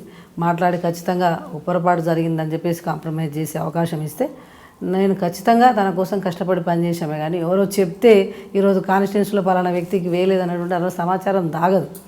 వ్యతిరేకంగా చేయడం వల్ల ఆయన ఓడిపోయారు అనేది బలంగా ఉంది. నేను చెప్తున్నాను కదా, 2009లో పార్టీ సిపిఎంకి ఇచ్చి ఈ పార్టీ ఇక్కడికి ఇచ్చేటటువంటి పరిస్థితులు ఒక రకం. మొన్న పార్టీ తనకు అవకాశం అంటే బలమైనటువంటి నాయకత్వాన్ని పరిస్థితిలో తనకి ఇచ్చినప్పటికీ నేను నా వంతు ప్రయత్నం చేసి నేను కమిట్మెంట్గా పనిచేసినటువంటి పరిస్థితిలోనే నాకు ఆ బాబుగారు అవకాశం ఇచ్చారు. లేకపోతే నేను అలాంటి పరిస్థితి నాకు మళ్ళీ బాబుగారు పార్టీ అవకాశం ఇవ్వదు, ప్రజలు కూడా నా మీద విశ్వాసం చేయించారు. అలాంటి తప్పుడు పనులు ఎప్పుడు ఉన్నదానికి కట్టుబడి పనిచేస్తాం, అది ఎక్కడైనా సరే. శశికళ గారికి వ్యతిరేకంగా ఎవరు వెళ్ళినా కూడా వాళ్ళ పరిస్థితి అంతే అనేది ఉంది. అంటే గతంలో పటాన్చెరువులో పనిచేసిన ఒక పోలీస్ ఆఫీసర్ కూడా మీకు బాగా సన్నిహితంగా ఉండడంతో చాలామంది పీషం కూడా అంటే మీరు వాళ్ళని అణిచివేశారు, చాలా మీకు వ్యతిరేకంగా ఉన్న వారిని కూడా అణిచివేశారు అంటుంటారు. నేను పటాన్చెరువు పోలీస్ స్టేషన్ను నేను ఎక్కువ వెళ్ళేదాన్ని కాదు. నేను పటాన్చెరువు పోలీస్ వాళ్ళతో నాకు ఎలాంటి సంబంధం లేదు. నాకు అమీన్పూర్కి వచ్చేసి రామచంద్రాపురం పిఎస్ వస్తుంది. మంజునాథ్ అనే ఒక పోలీస్ ఆఫీసర్ మీకు బాగా సన్నిహితంగా ఉన్నారనే ఉద్దేశంతో చాలామంది మీకు వ్యతిరేకంగా ఉన్న వారిని అందరినీ కూడా ఆయన ద్వారా అణిచివేశారంటుంటారు. నాకు అలాంటి పరిస్థితి ఏమి లేదు. ఎందుకంటే నేను పోలీస్ స్టేషన్కి వెళ్ళడమే చాలా తక్కువ. మంజునాథ్ అనే పోలీస్ ఆఫీసర్ మీకు తెలుసా లేదా? అందరూ తెలుసు. డిపార్ట్మెంట్లో మన పటాన్చెరులో కానీ మన రామచంద్రాపూర్లో పనిచేసిన శ్రీనివాస్ గారు కావచ్చు, ఇంకా పనిచేసినటువంటి సిఐలు కానీ ఎస్ఐ మీకోసం పనిచేసే వాళ్ళు నా కోసం పనిచేసినటువంటి అట్లా నాకు అవసరం కూడా పడలేదు కదా. పోలీస్ శాఖతో నాకు ఎలాంటి అవసరం లేదు. సమస్యలు ప్రజలలో చిన్న గొడవలు కానీ సమస్యలు వచ్చినప్పుడు ఏఎస్ఐ గారికి కానీ సిఐకి కానీ ఇప్పుడు ఫోన్ చేస్తా, అప్పుడు ఫోన్ చేశాను. మా దగ్గర పెద్ద సమస్యలు క్రిమినల్ కేసులు మాకేం ఉండవు. చిన్న గొడవలు ఉంటాయి. చిన్న గొడవలు ఉంటే మనం మనోళ్ళు వస్తారు, సార్ వాళ్ళకి చిన్న ప్రాబ్లం ఉంది, వాళ్ళని కొంచెం మాట్లాడి పంపిస్తాను, అదే కేసు పెద్ద సమస్యలు ఏముండే సార్ కాంప్రమైజ్ చేయించాను. అది ఇప్పుడు ప్రజాప్రతినిధిగా చెప్పే అవసరం ఉంటుంది. పోలీస్ స్టేషన్కి ప్రజల సమస్యలు ఉంటాయి కాబట్టి సిఐకో ఎస్ఐకో ఫోన్ చేయక అంతకు మిక్కిలి మనకేముండదు. సరే ఇప్పుడు ఏదైనా సరే ఒక డిపార్ట్మెంట్లో ఒక ఆఫీసర్ పనిచేసినప్పటికీ మనం మిగతా రెవెన్యూ డిపార్ట్మెంట్ కానివ్వండి, పంచాయతీ డిపార్ట్మెంట్, నేను చేసిన 10 సంవత్సరాలలో పంచాయతీరాజ్లో కానివ్వండి, రెవెన్యూ డిపార్ట్మెంట్లో కానివ్వండి, ఇంకేదైనా కానీ నా గ్రామంలో ఉన్న సమస్యలు గ్రామంలో ఉన్న పనుల కోసం వాళ్ళ దగ్గరికి వెళ్తాం తప్పించి అంతకంటే వ్యక్తిగతంగా నాకు ఏ డిపార్ట్మెంట్తో ఎలాంటితో ఏ వ్యక్తులతో ఏ రకమైన సత్సంబంధాలు ప్రత్యేకంగా ఉన్నాయి. సమయం కోసం రెస్పెక్ట్గా ప్రజల కోసం పనిచేస్తాం, అడుగుతాం. అదే రీతిలో వీలు కానీ ప్రత్యేకంగా ఏ వ్యక్తితో ఇంకో రకమైనటువంటి సంబంధం కానీ ఆలోచనలు కానీ సపోర్ట్నెస్ కానీ నేనేం తీసుకోలేదు. టీడీపీలో ఉన్నంత వరకు నాగం జనార్దన్ రెడ్డి గారితో మీకు మంచి సన్నిహితం ఉండేది, ఆయన ద్వారానే టికెట్ కోసం కూడా గట్టిగా ప్రయత్నించారు మీరు అని అంటుంటారు కదా. ఆ నాగం జనార్దన్ రెడ్డి గారు ఈరోజు మీతో పాటు కాంగ్రెస్ పార్టీలోకి వచ్చారు, ఇటీవల కాంగ్రెస్ పార్టీ కండువా కప్పుకున్నారు కదా. ఇప్పుడు ఎలా ఉంది మీకు ఆయనతో పరిచయం ఏంటి, ఆయన రావడంతో మీ బలం ఏమైనా పెరిగిందా? అలాంటిది ఏం లేదండి. టీడీపీ పార్టీలో తను పంచాయతీరాజ్ మినిస్టర్గా ఉన్నప్పుడు నేను జిల్లా సర్పంచుల సంఘం అధ్యక్షురాలుగా కొనసాగాను.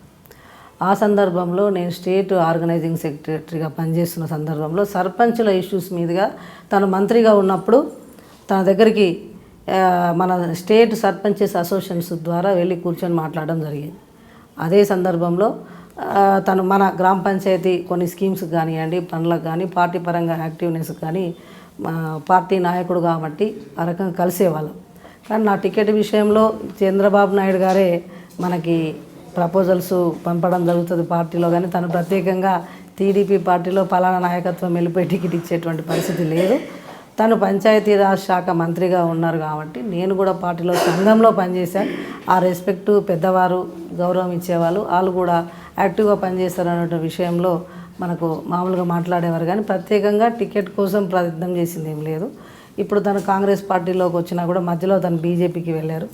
ఒకసారి గౌరవించినటువంటి పదవిలో ఉన్న గౌరవించిన వ్యక్తి అప్పుడు పెద్దవారిగా గౌరవిస్తాం, ఇప్పుడు కూడా పెద్దవాళ్ళుగా గౌరవిస్తాం. గతంలో తెలుగుదేశం పార్టీ మీకు టికెట్ ఇచ్చినా ఇవ్వకపోయినా రాష్ట్ర కమిటీలో కావచ్చు, జిల్లా విభాగం జిల్లా అధ్యక్షురాలతో మీకు మంచి సముచిత స్థానం కాదు, మంచి ఒక సముచిత స్థానాన్ని కల్పించింది మీకు, అది ఎవరు కాదనేది. అయితే అంత సముచిత స్థానం కల్పించినప్పటికీ కూడా ఎన్నికల తరువాత మీరు ఎందుకు పార్టీ మారాల్సి వచ్చింది? కాంగ్రెస్ పార్టీ కండువా ఎందుకు కప్పుకున్నారు? సైకిల్ దిగారు, ఈ కాంగ్రెస్ కండువా కప్పుకున్నారు, ఏంటి కారణం ఏంటి అసలు?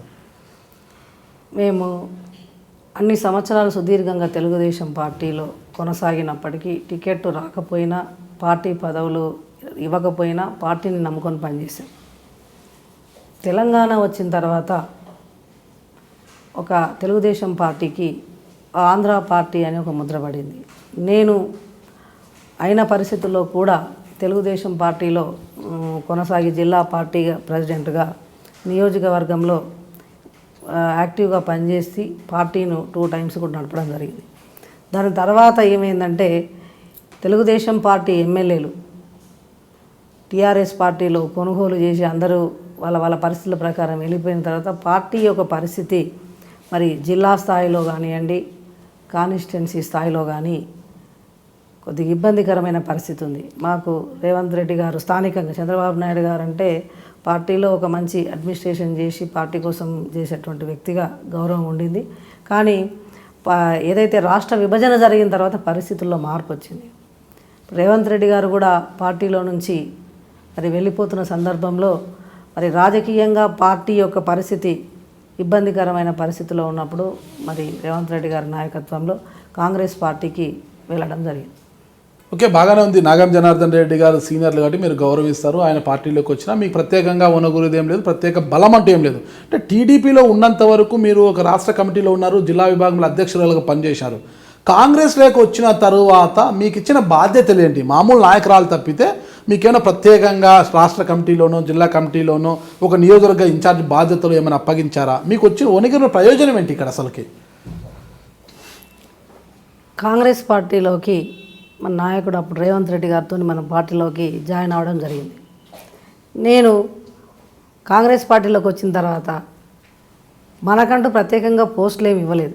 అయినప్పటికీ కూడా టీఆర్ఎస్ వైఫల్యాల మీద కాంగ్రెస్ పార్టీలో ఉండి నేను పనిచేయడం జరుగుతూ ఉంది.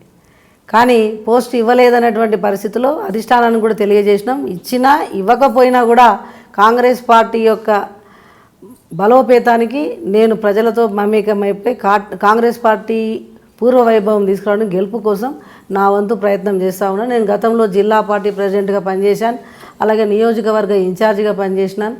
ప్రతి గ్రామంలో కూడా మనం చేసినటువంటి డెవలప్మెంట్స్ ఉన్నాయి. ప్రజల గురించి కూడా మన కోసం గుర్తింపు కానివ్వండి, వ్యక్తిత్వంగా ఎలా ఉంటుందనేటువంటి విషయాన్ని ప్రజలకు తెలుసు. ఆ పరిస్థితుల్లోనే కాంగ్రెస్ పార్టీలో నేను వచ్చిన తర్వాత నాకు ఇచ్చినటువంటి నాయకులు రేవంత్ రెడ్డి గారు కావచ్చండి, టీపీసీసీ నాయకుడు కానివ్వండి, జిల్లాలో ఉన్నటువంటి కాంగ్రెస్ సీనియర్ నాయకులకు కూడా మనం నియోజకవర్గంలో చేసినటువంటి పని విషయంలో కానివ్వండి, డెవలప్మెంట్లో కానీ, యాక్టివ్నెస్ కానీ వాళ్ళకి తెలుసు. కాబట్టి అందరూ సహకారం కాంగ్రెస్ పార్టీలో నాకు అందిస్తారు. నేను కూడా అదే పూర్తి విశ్వాసంతో కాంగ్రెస్ పార్టీలో పనిచేస్తుంది. పిల్లకాలంలో ఈదడానికే కష్టం అనుకుంటే మీరు మహాసముద్రంలో వచ్చిన ఈదుతానంటే ఎలా? సముద్రం ఏదైనా అన్ని అనుభవంతో పనిచేసినటువంటి పార్టీలో టీడీపీలో కానీ ఇన్ని సంవత్సరాలు కింది నుంచి ఎన్నో ఒడిదుడుకులు వదులుకొని మనం ఆ స్థాయి వరకు రావడం జరిగింది. అదే మాషామాషి విషయం కాదు. టీడీపీలో కూడా ఒక గ్రామ స్థాయి నుంచి జిల్లా పార్టీ అధ్యక్షులుగా 2 సార్లు ఎన్ని సమస్యలు ఉన్నప్పటికీ కూడా మరి మనం పనిచేసి ఒక మహిళనైనప్పటికీ ఉమ్మడి జిల్లాకి జిల్లా అధ్యక్షురాలుగా పనిచేయడం జరిగింది. అదేవిధంగా ఈరోజు కాంగ్రెస్ పార్టీలోకి వచ్చి ఆ అనుభవంతో అంతకంటే ఎక్కువ పనిచేసి ప్రజల మన్నను కానివ్వండి, కాంగ్రెస్ పార్టీ యొక్క నాయకత్వాన్ని యొక్క ఆశీస్సులు కానీ తీసుకొని ముందుకెళ్తాను. తప్పకుండా కాంగ్రెస్ పార్టీ నాకు అవకాశం ఇస్తుందని పూర్తిగా నమ్ముతాను. ఓకే, రేవంత్ రెడ్డి గారు పార్టీ మారారు కాబట్టి ఆయన నాయకత్వాన్ని బలపరచడానికే నేను కూడా రేవంత్ రెడ్డి గారు వెంట వచ్చాను మీరు అంటున్నారు. అయితే రేవంత్ రెడ్డి గారు పార్టీ మారడానికి బలమైన కారణం చెప్పారు ఆయన.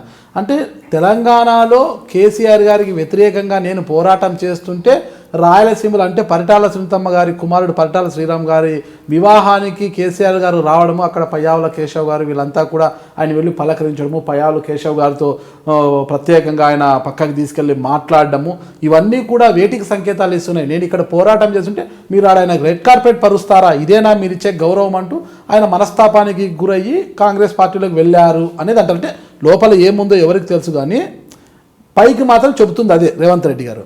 రేవంత్ రెడ్డి గారికి ఆ బలమైన కారణం ఉంటే మీకు పార్టీని వీడాలి, మీకు అంత సముచిత స్థానం, ఒక సర్పంచ్గా ఉన్న మిమ్మల్ని ఒక జిల్లా అధ్యక్షురాలుగా రాష్ట్ర విభాగ నాయకురాలుగా చేసిన పార్టీని కాదని ఎందుకు వెళ్ళాలనుకున్నారు? అంటే మీరు పార్టీని చూడలేదు కానీ రేవంత్ రెడ్డి గారిని చూశారు, అంతేనా? అలా కాదండి, నేను ఇందాకే చెప్పాను. టీడీపీ పార్టీలో మా నాన్నగారి నుంచి పార్టీ కోసం పనిచేసాం. పార్టీలో నేను సర్పంచ్గా సింబల్ మీదకి వెళ్ళలేదు. గెలిచిన నాటి నుంచి పార్టీ కోసం, పార్టీ మనుగడ కోసం మేము కింది స్థాయి నుంచి కష్టపడి ఒక మహిళగా ఆ స్థాయికి పోయామంటే మేము ఆ పార్టీలో మేము ఏ రకమైనటువంటి సర్వీస్ చేసి పనిచేస్తేనే ఆ స్థాయికి వస్తుంది. టీడీపీలో కూడా అక్కడ సర్వీస్ చేయడం జరిగింది. అంత పార్టీ కోసం కమిట్మెంట్గా పనిచేసిన వాళ్ళం. పార్టీ మారాల్సినటువంటి పరిస్థితి ఏంది? తెలంగాణ రాష్ట్రం వచ్చిన తర్వాత టీడీపీ నుంచి గెలిచినటువంటి ఎమ్మెల్యేలను కూడా టీఆర్ఎస్ పార్టీకి వాళ్ళతో వెళ్ళిపోవడం, పార్టీ కొద్దిగా బలహీనపడడం, స్థానికంగా మేము పార్టీలో కొనసాగాలి అనుకునే పరిస్థితి వచ్చినప్పటికీ కూడా ప్రజలు ఒక ఆంధ్ర పార్టీగా తెలుగుదేశం పార్టీని మరి ముద్ర వేయడం, మరి ఇంకా ముందుకు తీసుకెళ్ళడం కొంచెం ఇబ్బందికరమైనటువంటి పరిస్థితుల్లో మరి అంతో కొంత అప్పటి వరకు కూడా రేవంత్ రెడ్డి గారు టీడీపీని మరి అలాగే టీడీపీ పార్టీ నాయకత్వం అప్పుడు కూడా మరి మంచి పొజిషన్లో ఉంది. తన నాయకుడే వెళ్ళిపోతున్న పార్టీ పరిస్థితి ఏంటి అనేటువంటి ఆలోచనలో తెలంగాణ రాష్ట్రం విభజన అయిపోయింది. బాబు గారు మరి ఆ రాష్ట్రంకి ముఖ్యమంత్రిగా ఉన్నారు. ఇక్కడి పరిస్థితులకు అనుకూలంగా మనం పనిచేయాలన్నట్టు ఆలోచనతో మేము పార్టీ విడాల్సి వచ్చింది. అంటే రేవంత్ రెడ్డి గారు ఇక వెళ్ళిపోవడంతో పార్టీకి, తెలుగుదేశం పార్టీకి ఇంకా బలపడి, అంటే అప్పటికే వెళ్ళిపోయినటువంటి ఎమ్మెల్యేలు ఉన్నారు, వాళ్ళు వెళ్ళిపోయిన తర్వాత ఇంకా బలహీనపడిన పార్టీ రేవంత్ రెడ్డి గారు కూడా వెళ్ళిపోయేసరికి పార్టీ పరిస్థితి ఇంకా కష్టంగా ఉంటుంది. ఓటర్లు అయితే పార్టీ గెలుపు కోసం కష్టంగా ఉంటుందనే ఆలోచనతో మీరు కాంగ్రెస్ పార్టీలోకి వచ్చామంటారు. అయితే ఇక్కడికి వచ్చిన మీకు రేవంత్ రెడ్డి గారి ద్వారానైనా ఎవరినైతే రేవంత్ రెడ్డి గారు వెళ్ళిపోయారు కాబట్టి పార్టీ వీక్ అవుతుందని ఆయన వెంటనే మీరు నడిచి వచ్చేసారు కదా, అంటే ఆయన ద్వారానైనా ఈసారి మీకు ఖచ్చితంగా న్యాయం జరుగుతుంది అనుకుంటున్నారా? పార్టీలో ఒకరి నుంచి కొన్ని సమస్యల వల్ల కానివ్వండి, అక్కడ ఉన్న పరిస్థితులను బట్టి ఈరోజు రాష్ట్రంలో కొనసాగుతున్న అనేక మంది నాయకులు, మంత్రులు కూడా వివిధ పార్టీల నుంచి వలసలు వెళ్ళినటువంటి వాళ్ళే. వాళ్ళ పరిస్థితులు కావచ్చు, వాళ్ళ రాజకీయ మనుగడ కావచ్చు, ఇంకే రకంగా కారణాల చేత పార్టీలు మారారు. మరి ఈరోజు నాకు వెళ్ళడానికి కూడా రేవంత్ రెడ్డి గారి యొక్క నాయకత్వం, నేను ఇద్దరు అదే పార్టీలో కొనసాగడం, పరిస్థితులకు అనుకూలంగా తనతో పాటు పార్టీలకు వెళ్ళడం జరిగింది. మరి ఆ నాయకత్వంలో వెళ్ళాము. ఈరోజు కాంగ్రెస్ పార్టీకి పనిచేస్తున్నాం. టీపీసీసీ ఉత్తమ్ కుమార్ గారి నాయకత్వం కానివ్వండి, జిల్లా అధ్యక్షురాలు కానివ్వండి, పార్టీ కోసం మేము పనిచేస్తున్నప్పుడు కాంగ్రెస్ పార్టీ రాష్ట్ర నాయకత్వం కూడా మనకు ఇచ్చినటువంటి చేసినటువంటి సర్వీస్కు ప్రజలతో ఎవరైతే గెలుస్తారో ఏ రకంగా మరి కాంగ్రెస్ పార్టీ నాయకత్వానికి బలోపేతం ఇవ్వాలి అన్నటువంటి కాంగ్రెస్ పార్టీ నిర్ణయం తీసుకుంటుంది. నేను సహకరించిన తనతో పాటు వచ్చిన రేవంత్ రెడ్డి గారు కూడా తన వంతు కృషి చేస్తారన్నటువంటి ఆశిస్తున్నాను. కాంగ్రెస్ పార్టీలో మీకు ముందు నుంచి పనిచేస్తున్న వారు ఉండగా ఖచ్చితంగా రాబో ఎన్నికల్లో కావచ్చు, ముందస్తు ఎన్నికలు అయితేనేమి, 2019లో వచ్చే ఎన్నికలు అయితేనే ఆ ఎన్నికల్లో మీకే అవకాశం కల్పిస్తుంది కాంగ్రెస్ పార్టీ అని బలంగా నమ్మడానికి మీ దగ్గర ఉన్న అస్త్రం ఏంటి? అసలు ఎలాంటి సంకేతాలు ఉన్నాయి? మనకే టికెట్ ఇస్తే ఈ పటాన్చెరు నియోజకవర్గంలో అప్పటికే ఎమ్మెల్యేగా కాంటెస్ట్ చేసినటువంటి వ్యక్తి ప్రస్తుతం నియోజకవర్గంలో లేరు కాంగ్రెస్ పార్టీలో. నేను ఎమ్మెల్యేగా 2 పర్యాయాలు ఆశించి జిల్లా ప్రెసిడెంట్గా కొనసాగి పార్టీలో నియోజకవర్గంలో ప్రజల యొక్క మన్ననలతో కింది స్థాయి నుంచి పనిచేసి ఒక మహిళగా, ఇందాక మీరు కొన్ని అంశాలు చెప్పారు, ఈరోజు రాజకీయాల్లో ఒక మహిళ వచ్చి పనిచేస్తుందంటే అనేక రకాలుగా ఆరోపణలు కానివ్వండి, ఒక ఆఫీసర్ దగ్గరికి వెళ్ళి గ్రామ ప్రజల కోసం మాట్లాడుతూ ఉంటే ఇంకో రకమైన విమర్శన చేయడం కానివ్వండి, ఇంకొక రకమైనటువంటి సమస్యల మీద పని చేసుకుంటూ పోతే ఏదే రకమైన ఆరోపణలు చేసి మహిళల్ని డిసప్పాయింట్ చేసే పరిస్థితి ఎదుర్కొని ఈ స్థాయికి రాగలిగిన నేను.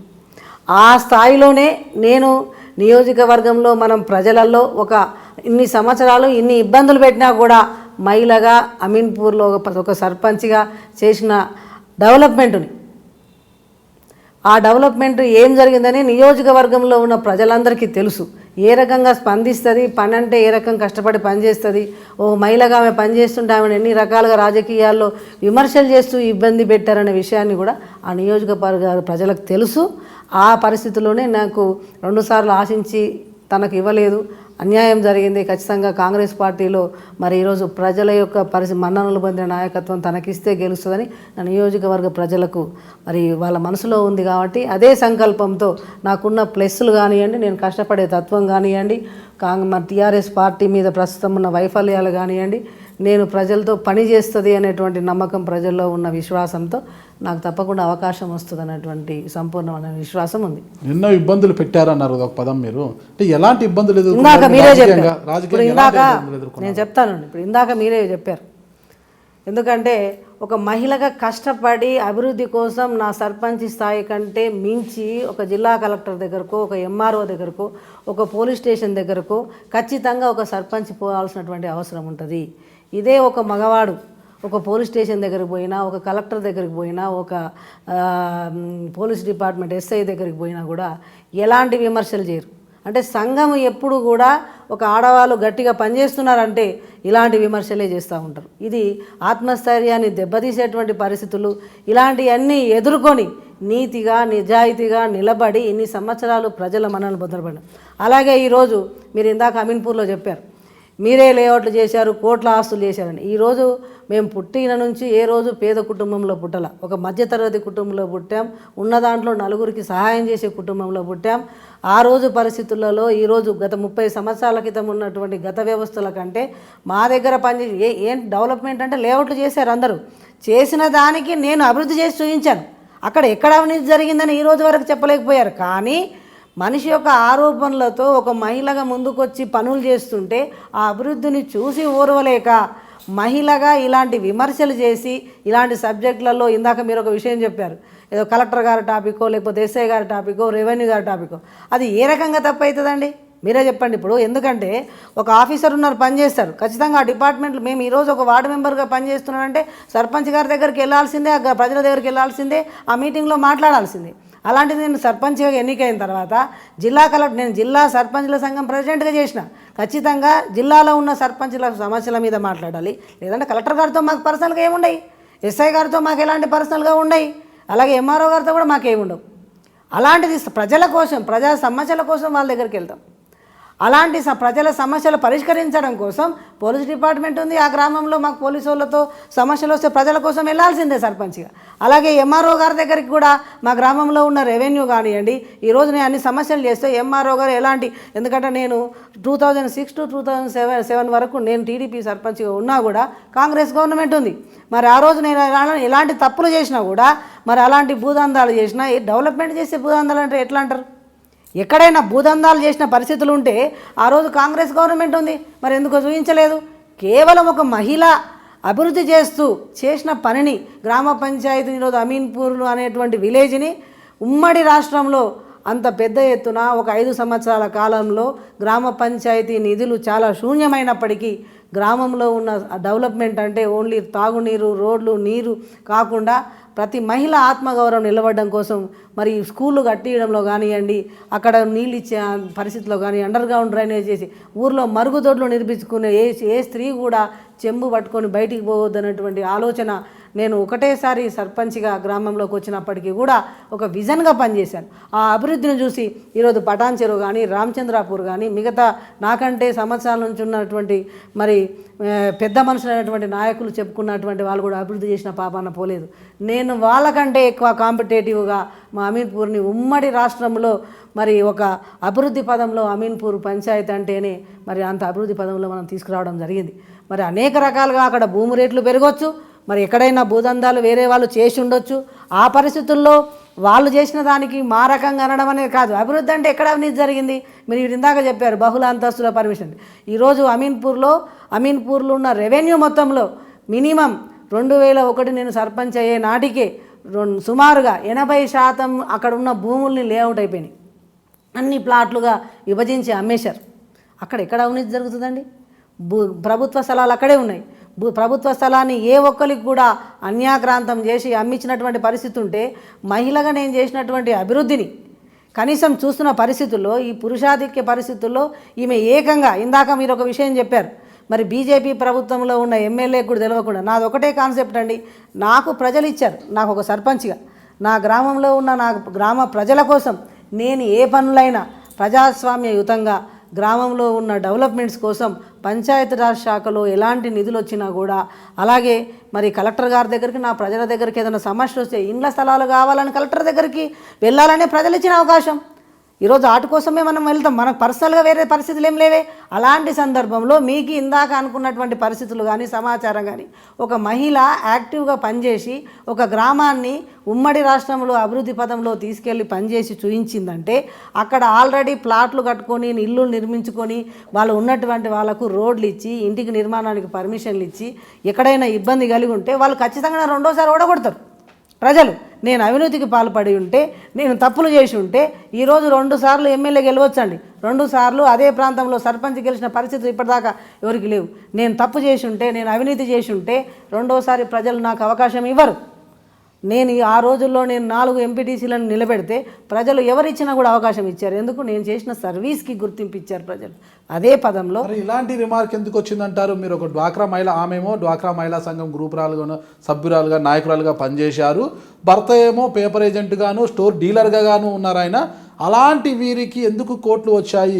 శశికళ అనే వాళ్ళకి అందరూ కూడా ఆమెకేమో కోటీశ్వరరాలు అనే పరిస్థితి ఈరోజు వచ్చిందంటే కేవలం పెద్దలు ఇచ్చిన ఆస్తులు పెరగడంతోనా, లేదంటే మీరు సంపాదించుకున్నారనే ఉద్దేశంతోనా? ఒకటండి, పెద్దలు ఇచ్చినటువంటి ఆస్తులు ఉన్నాయి. మొదటి నుంచి కూడా మాది మరీ పేదరికమైన కుటుంబం కాదు. 10 మందికి అన్నం పెట్టే పరిస్థితి ఉంది. మాకు బీరంగూడలో పొలాలు ఉన్నాయి. మా నాన్నగారు వ్యవసాయం చేసుకుంటూ కూడా ఆ రోజులలో కూడా ఆయన రియల్ ఎస్టేట్ చేసేది. మేము చిన్నపిల్లలు ఉన్నప్పుడు కూడా ఉద్యోగం చేసుకుంటుండే. అవన్నీ చేసుకొని మాకు ఉన్న మామూలుగా చదువులు చదివి 3 అమ్మాయిలు అని చెప్పేసి పక్కనే ఇచ్చుకోవడం జరిగింది. మా నాన్న ఇచ్చిన ఆస్తులు పెరిగినాయి. దాంతోపాటు మాకు పెళ్లి చేసిన మేము కూడా వర్క్ కాంట్రాక్ట్లు చేసుకోవడం కానివ్వండి, వ్యాపారాలు చేసుకోవడం కానివ్వండి, ఇంకా అనేక రకాలు చేసుకొని ఈరోజు మరి ఆ రోజు నుంచి ఈ రోజు వరకు మేము కొన్న భూముల ఆస్తులు పెరగడం కానీ, కట్టుకున్న ఇంట్లకు రెంట్లు రావడం కానీ, ఇవన్నీ ఆస్తులు సంపాదించడంలో ఈరోజు సమాజంలో అందరూ మామూలే. చేయనోళ్ళు పరిస్థితిలో వ్యాపారం చేయనోళ్ళు ఎవరు, వ్యాపారం చేసి సంపాదించిన వాళ్ళు ఎవరు? ఒక మామూలు రైతు పోయి ఈరోజు ముఖ్యమంత్రి స్థాయికి ఎదిగిన వాళ్ళు ఉన్నారు. ఒక 2 ఎకరాల పొలం లేని పరిస్థితులలో ఇది చేసిన వాళ్ళు ఎవరు? ఏదో ఒక వ్యాపారం చేసుకొని సంపాదించినాడు. అవినీతి చేసి రెండోసారి నేను సర్పంచ్ గెలవనండి. ప్రజల్లో ఈరోజు అభివృద్ధి పరిస్థితిలో ఏ ఇంటికి వెళ్ళి తలుపు కొడతాను. ఈరోజు ఒకసారి సర్పంచ్ గెలిచి 2 సార్లు నేను సర్పంచ్గా అదే గ్రామంలో, అంటే ఈరోజు 48,000 ఓటర్లు ఉన్నారు ఆ పంచాయతీలో. నాటే జోక్ ఇది. ఈరోజు మండలైంది. నేను ఈరోజు ప్రతి ఇంటికి తిరిగి వస్తానండి. అర్ధరాత్రి 11ంటికి కూడా ఏ తలుపు తట్టినా కూడా ఆ ఇంట్లో నేను ఆ ఇంట్లో వాళ్ళకు తప్పు చేసి ఉంటే నిలదీస్తారు. కానీ ఏ ఒక్క వ్యక్తికి కూడా ఆధారంగా పిలిచి రమ్మన్నారే కానీ ఈరోజు గడిచినటువంటి 7 సంవత్సరాల గ్యాప్లో కూడా నేను చేసినటువంటి అభివృద్ధిని, నేను చూసినటువంటి మంచి పరిస్థితుల్లో మేము కుటుంబ వాతావరణంలో నా గ్రామ పంచాయతీలో ఉన్న ప్రజలు, చుట్టూ నియోజకవర్గంలో ఉన్న సమస్యల మీద మనం పనిచేసినటువంటి తీరుకే ఈరోజు నియోజకవర్గంలో ఉన్న ప్రజలు వాళ్ళు రిసీవ్ చేసుకుంటున్నారు. అదే పద్ధతిలో ఒక మహిళ ఇంత హార్డ్ వర్క్ చేయగలుగుతుందా అనే పరిస్థితుల్లో ప్రతిపక్షంలో ఉన్న నాయకులు కావచ్చు, మిగతా వాళ్ళు ఒక కక్ష కట్టి ఒక స్త్రీ మీద చేసేటువంటి ఆరోపణలు అనేక సమస్యల మీద ఇబ్బందులు కలిగించినప్పటికీ కూడా నేను నీతిగా ఒక నిప్పులో కాలినటువంటి ఒక ఇనుప ముక్కలాగా నిలబడి నేను ఈరోజు ఈ స్థాయికి రాగలిగాను. ఓకే, సర్పంచ్గా ఎంతో కీర్తిని గడించానని ఎంతో అభివృద్ధి చేశానని చెప్తున్నారు కదా.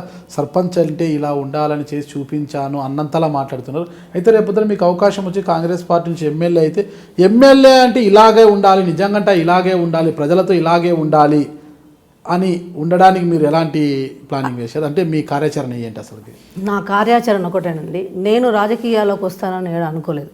కానీ సర్పంచ్గా అవకాశం ఇచ్చిన ప్రజలకు ఒక సర్పంచ్ ఇలా చేయొచ్చు, నా ఒక గంట కూడా వాళ్ళ కోసం వినియోగించాలని ఏదైతే ఆ గ్రామంలో, ఎందుకంటే అనేక సోషల్ ఆర్గనైజేషన్ చేయాలి, అనేక వేదికల మీద అనేక ఉపన్యాసాలు అలా చేస్తామని చెప్పొచ్చు, కానీ ఒక డయాస్ అనేది ఈజ్ మస్ట్ అన్నట్టు. అలాంటిది నాకు సర్పంచ్గా ఒక డయాస్ ప్రజలు ఇచ్చిందని వినియోగించుకొని వాళ్లకు నేను ఖచ్చితంగా మంచి కావచ్చు, ఒక స్త్రీ యొక్క విద్యా అవకాశాల్లో కానివ్వండి, స్కూల్స్ డెవలప్మెంట్ చేస్తే, ఎందుకంటే నేను అమ్మాయిగా దూరం వెళ్ళి చదువుకోవడం జరిగింది. నేనున్న ఊర్లో స్కూలును కట్టించి ఆడపిల్లల్ని బయటికి పంపించకుండా అదే స్కూల్లో ఒక విద్యా వాలంటీర్స్ను పెట్టించి, ఏదో నాంది ఫౌండేషన్ ద్వారా డొనేషన్ చేయించి స్కూలు 5th క్లాస్ ఉన్న స్కూల్ను 10th క్లాస్గా అప్గ్రేడేషన్ చేసి శాలరీస్ ఇప్పించి స్కూలు న్యూ బిల్డింగ్ శాంక్షన్ చేసి కట్టించినామండి. అలాంటి పరిస్థితుల్లో ఒక అమ్మాయిలు చదువుకోవాలన్నటువంటి విషయాల్లో మనం ఏదైతే పనిచేసినామో నియోజకవర్గంలో కూడా నేనేంటంటే సర్పంచ్గా ఉంటేనే ఈ పనులు చేయగలిగినాం. అసలు ఎమ్మెల్యే అంటే ఏంది? Member of legislative assembly. దాంట్లో చట్టాలు చేయాల్సిన, ఒక నియోజకవర్గంలో ఎమ్మెల్యే మోరీలు కట్టడం ఇవన్నీ కాదు, చట్టాలు చేయాల్సినటువంటి బాధ్యత తనకున్నది. అలాగే అసెంబ్లీలో అనేక నిధులు అనేక శాఖల ద్వారా ఒక ఎమ్మెల్యే చేయాల్సినటువంటి అనేక సంక్షేమ పథకాలు ఉన్నాయి. వాటి గురించి తెలుసుకునేటువంటి పరిస్థితి చాలామందికి ఎలా చేశారో నేను చెప్పలేను. ఒకళ్ళ కోసం నాకు అవసరం లేదు. నాకు అవకాశం ప్రజలు ఇస్తే, నేను శాసనసభ్యురాలను అయితే, నా ప్రజలకి ఒక ఎమ్మెల్యే ఇలా పని చేయొచ్చా అనే ప్రతి నిమిషాన్ని ప్రజల కోసం కేటాయిస్తాను. ఒక మహిళగా ఈ రకంగా అభివృద్ధే కాదు, ఒక అక్కడున్న నియోజకవర్గంలో ఉన్న ప్రతి మహిళకు కూడా నేనే ఆదర్శంగా ఉండాలి. వాళ్ళందరూ కూడా నాలాగా మరి ఆర్థికంగా సమస్య కాదు వాళ్ళందరూ, ఎందుకంటే ప్రతి స్త్రీకి కూడా ఆత్మగౌరవం ముఖ్యం. ఆత్మగౌరవంతో కూడిన విద్యావంతురాలై ఆ స్థాయికి ఎదగాలి. ఆ నియోజకవర్గంలో ఉన్న ప్రతి మహిళ యొక్క స్థితిగతులు మెరుగుపరచాలన్నటువంటి ఆశయం ఎమ్మెల్యేగా వస్తే చేయాలని ఉంది. అదేవిధంగా యువకులకు కానీ గ్రామంలో ఉన్న సమస్యలు కానీ మరి చట్టసభలో శాసనాలు చేస్తే ఒక ఎమ్మెల్యే ఇలా పని చేయొచ్చు, ఇలాంటి స్కీములు ఉన్నాయా అనేటువంటి విషయాన్ని నా నియోజకవర్గంలో ఉన్న ప్రజలకి నేను గెలిస్తే చేసి చూపించాలనే కసి, ఆశయం ఉంది. బాగానే ఉందండి మీరు చెప్పినది. ఇకపోతే కేసీఆర్ అంటే టీఆర్ఎస్ పార్టీ ఒకవైపు ఉంటే ఆ పార్టీని ఓడించడానికి రకరకాల తెలంగాణ జనసమితి ఒకవైపు ప్రయత్నిస్తుంది, కాంగ్రెస్ పార్టీ ఒకవైపు ఉంది, ఇంకా టీడీపీ కూడా ఒక రకంగా తమకు క్యాడర్ ఉంది, నాయకత్వంలో కూడా క్యాడర్ బలంగా ఉందంటున్నారు. బీజేపీ ఈసారి అధికారం చేపడతామని వాళ్ళు కూడా బలంగా చెప్తున్నారు. ఇన్ని పార్టీలు ఎవరికి వారు ఏమన్నా తిరిగి ఎవరి దారిలో వాళ్ళు వెళ్తుంటే టీఆర్ఎస్ని గద్దె దించడం సాధ్యమంటారా? 100% సాధ్యమవుతుందండి. ఎలా సాధ్యమవుతుంది? ఈ ఓట్లన్నీ ప్రభుత్వ వ్యతిరేక ఓటుని ఇన్ని పార్టీలు చీల్చుకుంటే ప్రభుత్వ వ్యతిరేక ఓటని ఓటింగ్ కాదండి. లాస్ట్ టైం గెలిచినట్టు ఓటమి జరిగినటువంటి సీట్ల సంఖ్య చూసుకోండి, 1500, 2000, 3000, 5000తో 15-20,000 సీట్లు కాంగ్రెస్ పార్టీ ఓడిపోయింది. ఈరోజు తెలంగాణ ఇచ్చిన పార్టీగా కాంగ్రెస్ పార్టీలో మరి గ్రామీణ స్థాయిలో ఉన్న యువకులకు యువతులకి మరి అందరు ప్రజానీకానికి కాంగ్రెస్ పార్టీ తెలంగాణ ఇస్తుంది. తెలంగాణని అభివృద్ధి చేసేటువంటి పరిస్థితి కాంగ్రెస్ పార్టీకే చేయగలుగుతున్నటువంటి ఆత్మవిశ్వాసం ప్రజల్లో మార్పు వచ్చింది. ఎందుకంటే ఈరోజు మీకు ఒకటే చెప్తా ఉన్నాను, ప్రతి కాళేశ్వరం నుంచి మిషన్ భగీరథ కార్యక్రమం ఒకటి పెట్టారు. మేము ఒకటే విమర్శిస్తూ ఉన్నాం, వాళ్ళ యొక్క కమిషన్ల కోసమే మిషన్ భగీరథ చేశారు, రీడిజైన్ చేశారు. కారణం ఏంటంటే ఈరోజు తెలంగాణ ప్రాంతంలో 70 సంవత్సరాల మన స్వతంత్రం వచ్చిన తర్వాత అనేక పార్టీలు పరిపాలన చేసి అభివృద్ధి చేసినప్పటికీ కూడా గ్రామాలలో ట్యాంకులు కానీ పైప్ లైన్లు కానీ అన్ని గ్రామాల్లో వేయడం జరిగింది. ఆ రోజు ప్రభుత్వ నిధులు ప్రజల సొమ్ము వేయడం జరిగింది. వేసిన తర్వాత ఈరోజు మరి నీళ్లు కొన్ని ప్రాంతాల్లో భూగర్భ జలాలు ఎండిపోవడం కానివ్వండి, ఆ ప్రాంతంలో కొన్ని నీటి జలాలు లేకపోవడం కానీ వనరులు లేకపోవడం కానీ ఇబ్బంది ఉంది. అలాంటి పరిస్థితుల్లో కాళేశ్వరం నుంచి ఏదో నీళ్లు తీసుకొస్తామని చెప్పేసి ఎన్నికల ముందు మీరు చెప్పారో ఆ నీళ్లు ఏ రకంగా తీసుకొస్తారని చెప్పినటువంటి పరిస్థితిని ప్రజలకు ఆల్రెడీ ఉన్న పైపులకు కనెక్షన్లు ఇస్తే నీళ్ళు వస్తాయి కదండి. ఆ పైపులు మంచిగా ఉన్నప్పటికీ 100% వాటికి లైఫ్ ఉన్నప్పటికీ ఆ పైపు నేనే అమీన్పూర్లో ఎగ్జాంపుల్ 10 సంవత్సరాలు HDP pipe line quality control department నుంచి 100 years లైఫ్ ఉంటుందని రిపోర్ట్ ఇచ్చినటువంటి పైప్ లైన్ని నూతనంగా 10 సంవత్సరాల క్రితం పైప్ లైన్ వేసినాం. అందరికీ నీళ్లు పైప్ లైన్లు కనెక్షన్లు అన్నీ ఉన్నాయి, సిమెంట్ రోడ్లు అన్నీ వేసాం. ఇప్పుడు ఏం చేస్తున్నారంటే ఆ పైప్ లైన్లను ఏవి ముట్టుకోవట్లే, కట్టి ట్యాంకు కట్టేసి ఎక్కడైతే నీళ్లు పోతున్నాయో కనెక్షన్ ఇస్తే ఇంట్లోకి నీళ్ళు వస్తాయి కదా. అలా కాకుండా ఆ రోడ్లన్నీ తవ్వేసి కొత్తగా పైపులు వేసి మళ్ళీ ఇంట్లోకి తవ్వుకొని, అంటే ఇంత ఎవరి డబ్బులు ఇవి? ప్రజాధనం కదా. ప్రజల డబ్బులు దుర్వినియోగం చేయట్లేదా? ప్రజలు విసుక్కోవట్లేదా? రోడ్లన్నీ ఈరోజు గుంతలమయం తయారైపోయినాయి. ఆ గుంతల రోడ్లు వేయడానికి ఇంకెన్ని సంవత్సరాలు పడుతుందండి? స్వతంత్రం వచ్చిన రోజు నుండి ఈ రోజు వరకు గ్రామాలలో కొంత సిమెంట్ రోడ్లు కానీ, కొంత డ్రైనేజ్ సిస్టమ్ కానీ, పైప్ లైన్ కానీ ఎంతో కొంత ఒక 70% అన్ని గ్రామాలలో డెవలప్మెంట్ జరిగింది. మిగిలిన లేని ప్రాంతంలో వేస్తే స్వీకరించవచ్చు, కానీ ఉన్నదాన్ని, మంచిగా ఉన్నదాన్ని ఏ కారణం చేత ఏం ఆశించితో మరి ఎవరిని తోవేశారు? దానికంటే ఒక రూపకల్పన, ఒక పరిస్థితి ఏమైనా ఉందా? ఇప్పుడు హైదరాబాదు చుట్టూ కానీ గ్రామాల్లో అన్నీ తిరిగి చూద్దాం. తెలంగాణ గ్రామాలన్నీ ఉన్న పైపులన్నీ క్వాలిటీ కంట్రోల్ డిపార్ట్మెంట్ నుంచి వచ్చినటువంటి పైపులే. మరి నాసి రకం పైపులు ఎలా అవుతాయి? అందరికి నీళ్ళు వస్తున్నాయి కదా. నీళ్లు పైనుంచి రావట్లేదనే ప్రాబ్లం, కానీ పైపులు నాసి రకం అని ఎక్కడ లేదు. ప్రాబ్లం వచ్చిన చోట వేయండి, అంతేగాని ఉన్నాయన్నీ తీసేసి కోట్ల రూపాయలు, వేల కోట్లు దుర్వినియోగం చేశారు. ఇవన్నీ ప్రజలు గమనిస్తూ ఉన్నారు. అలాగే ఈరోజు ప్రజల్లో 4,000 రూపాయలు ఇచ్చారు రైతులకి. మేము రైతు బంధు చేస్తున్నామని చెప్పేసి అని చెప్తా ఉన్నారు. అది ఎంత ప్రజల్లో ఇబ్బంది అంటే ఇవ్వద్దని మాట్లాడలే. ఈరోజు మరి హైదరాబాద్ చుట్టూ కానీ గ్రామాల్లో కానీ డబ్బులు ఉన్నోళ్ళు కానీ ఇక్కడ ఉన్న కానీ వెళ్ళి 100 ఎకరాల పొలాలు ఉన్నారు. వాళ్ళకు 4 లక్షలు 3 లక్షల రూపాయలు వాళ్ళకు వస్తూ ఉన్నాయి. అదే గ్రామంలో మొదటి నుంచి ఉన్న 1 ఎకరం నుంచి 5 ఎకరాలు ఉన్నటువంటి సన్నకారు రైతులకు 4,000 కంటే 10,000 ఇవ్వండి, నష్టం లేదు. వాళ్ళు పేదవాడు, వాడు న్యాయం జరుగుతుంది. ఈరోజు సిమెంట్ బస్తాలు పెరిగినాయి. 1 ఎకరం దున్నించుకోవాలంటే వాడికి 5 ఎకరాలు 5,000 రూపాయలు ఖర్చులు అవుతున్నాయి. దాన్ని నాట్లు వేయాలనుకుంటే 1 ఎకరానికి 4,000-5 వేల రూపాయలు దాని కూలి ఖర్చులు అవుతున్నాయి. మందు బస్తాలు కొనాలంటే విపరీతంగా రేట్లు పెంచారు. ఇవన్నిటి బట్టి 4,000 రూపాయలు ఏ మేరకనండి భిక్షేస్తున్నారు రైతులకు. ఎవరి డబ్బులు? ప్రజల డబ్బులు. నువ్వు ఇచ్చిన డబ్బులతో ఈరోజు మేము 4,000 రూపాయలు ఇచ్చాం కాబట్టి తెలంగాణకి మీరు రెఫరెండంగా ఎన్నికలకు ముందుకెళ్తామంటే ప్రజలేం పిచ్చోళ్ళు గారు. ఆ గ్రామంలో ఈరోజు 1 ఎకరం నుంచి 5 ఎకరాలు ఉన్న రైతులకి 5 నుంచి 10,000 రూపాయలు వాళ్ళకి ఇచ్చి ఉంటే మొత్తం 5 ఎకరాలే వాళ్ళకి లిమిట్ పెట్టి మిగతా వాళ్ళకి ఇవ్వాల్సింది లేదు. లేకపోతే 10 ఎకరాల వాళ్ళకి ఇంత, 50 ఎకరాలు 100 ఎకరాలు ఉన్న వాళ్ళకు కూడా అంతే స్థలం ఇచ్చి ఉంటే పేదవాడుగానే ఉంటున్నాడు కదా. గుంట భూమి ఉన్నోడికి గుంట పైసలే వస్తున్నాయి. వాడు ఏ రకంగా న్యాయం జరుగుతుంది? వాళ్ళందరూ కూడా ఈరోజు కాంగ్రెస్ పార్టీకి ఓటేస్తారు. అందుకనే పూర్తి విశ్వాసంతో మేము కాంగ్రెస్ పార్టీ గెలుస్తుంది, ప్రజల్లోకి వెళ్తాం, ఎప్పుడు ఎన్నికలు పెట్టినా ముందుకు వెళ్ళాలనే కాన్సెప్ట్లో మేము ముందుకు వెళ్తున్నాం. అదే వ్యతిరేకతతోనే మాకు ఓట్లు వేస్తారని టీజేఎస్ అంటుంది, బీజేపీ అంటుంది కదా. ఈరోజు కాంగ్రెస్ పార్టీకి పటిష్టంగా మాకు ఖచ్చితమైన ఓటింగ్, కాంగ్రెస్ పార్టీకి తెలంగాణలో 30% ఓటింగ్ అనేది ఉందనే విషయం ప్రతి ఒక్కరికి తెలుసు. మిగతా ఓటింగ్ ఏదైతే ఉందో ఈరోజు టీఆర్ఎస్ పార్టీ కొత్తగా పుట్టి ముఖ్యమంత్రి చేసి వాళ్ళు ఇచ్చిన హామీలు ఏవి కూడా కింది స్థాయి వరకు నెరవేరాయి, ఉట్టి మాటలే నీటి మాటలే అనే విషయాన్ని ప్రజలు తెలుసుకున్నారు. విద్యార్థులు ఇంటికొక ఉద్యోగం అంటే ఇప్పటిదాకా ఉన్న ఉద్యోగాలను భర్తీ చేసిన పాపాన మరి టీఆర్ఎస్ పార్టీ చేయలేదు.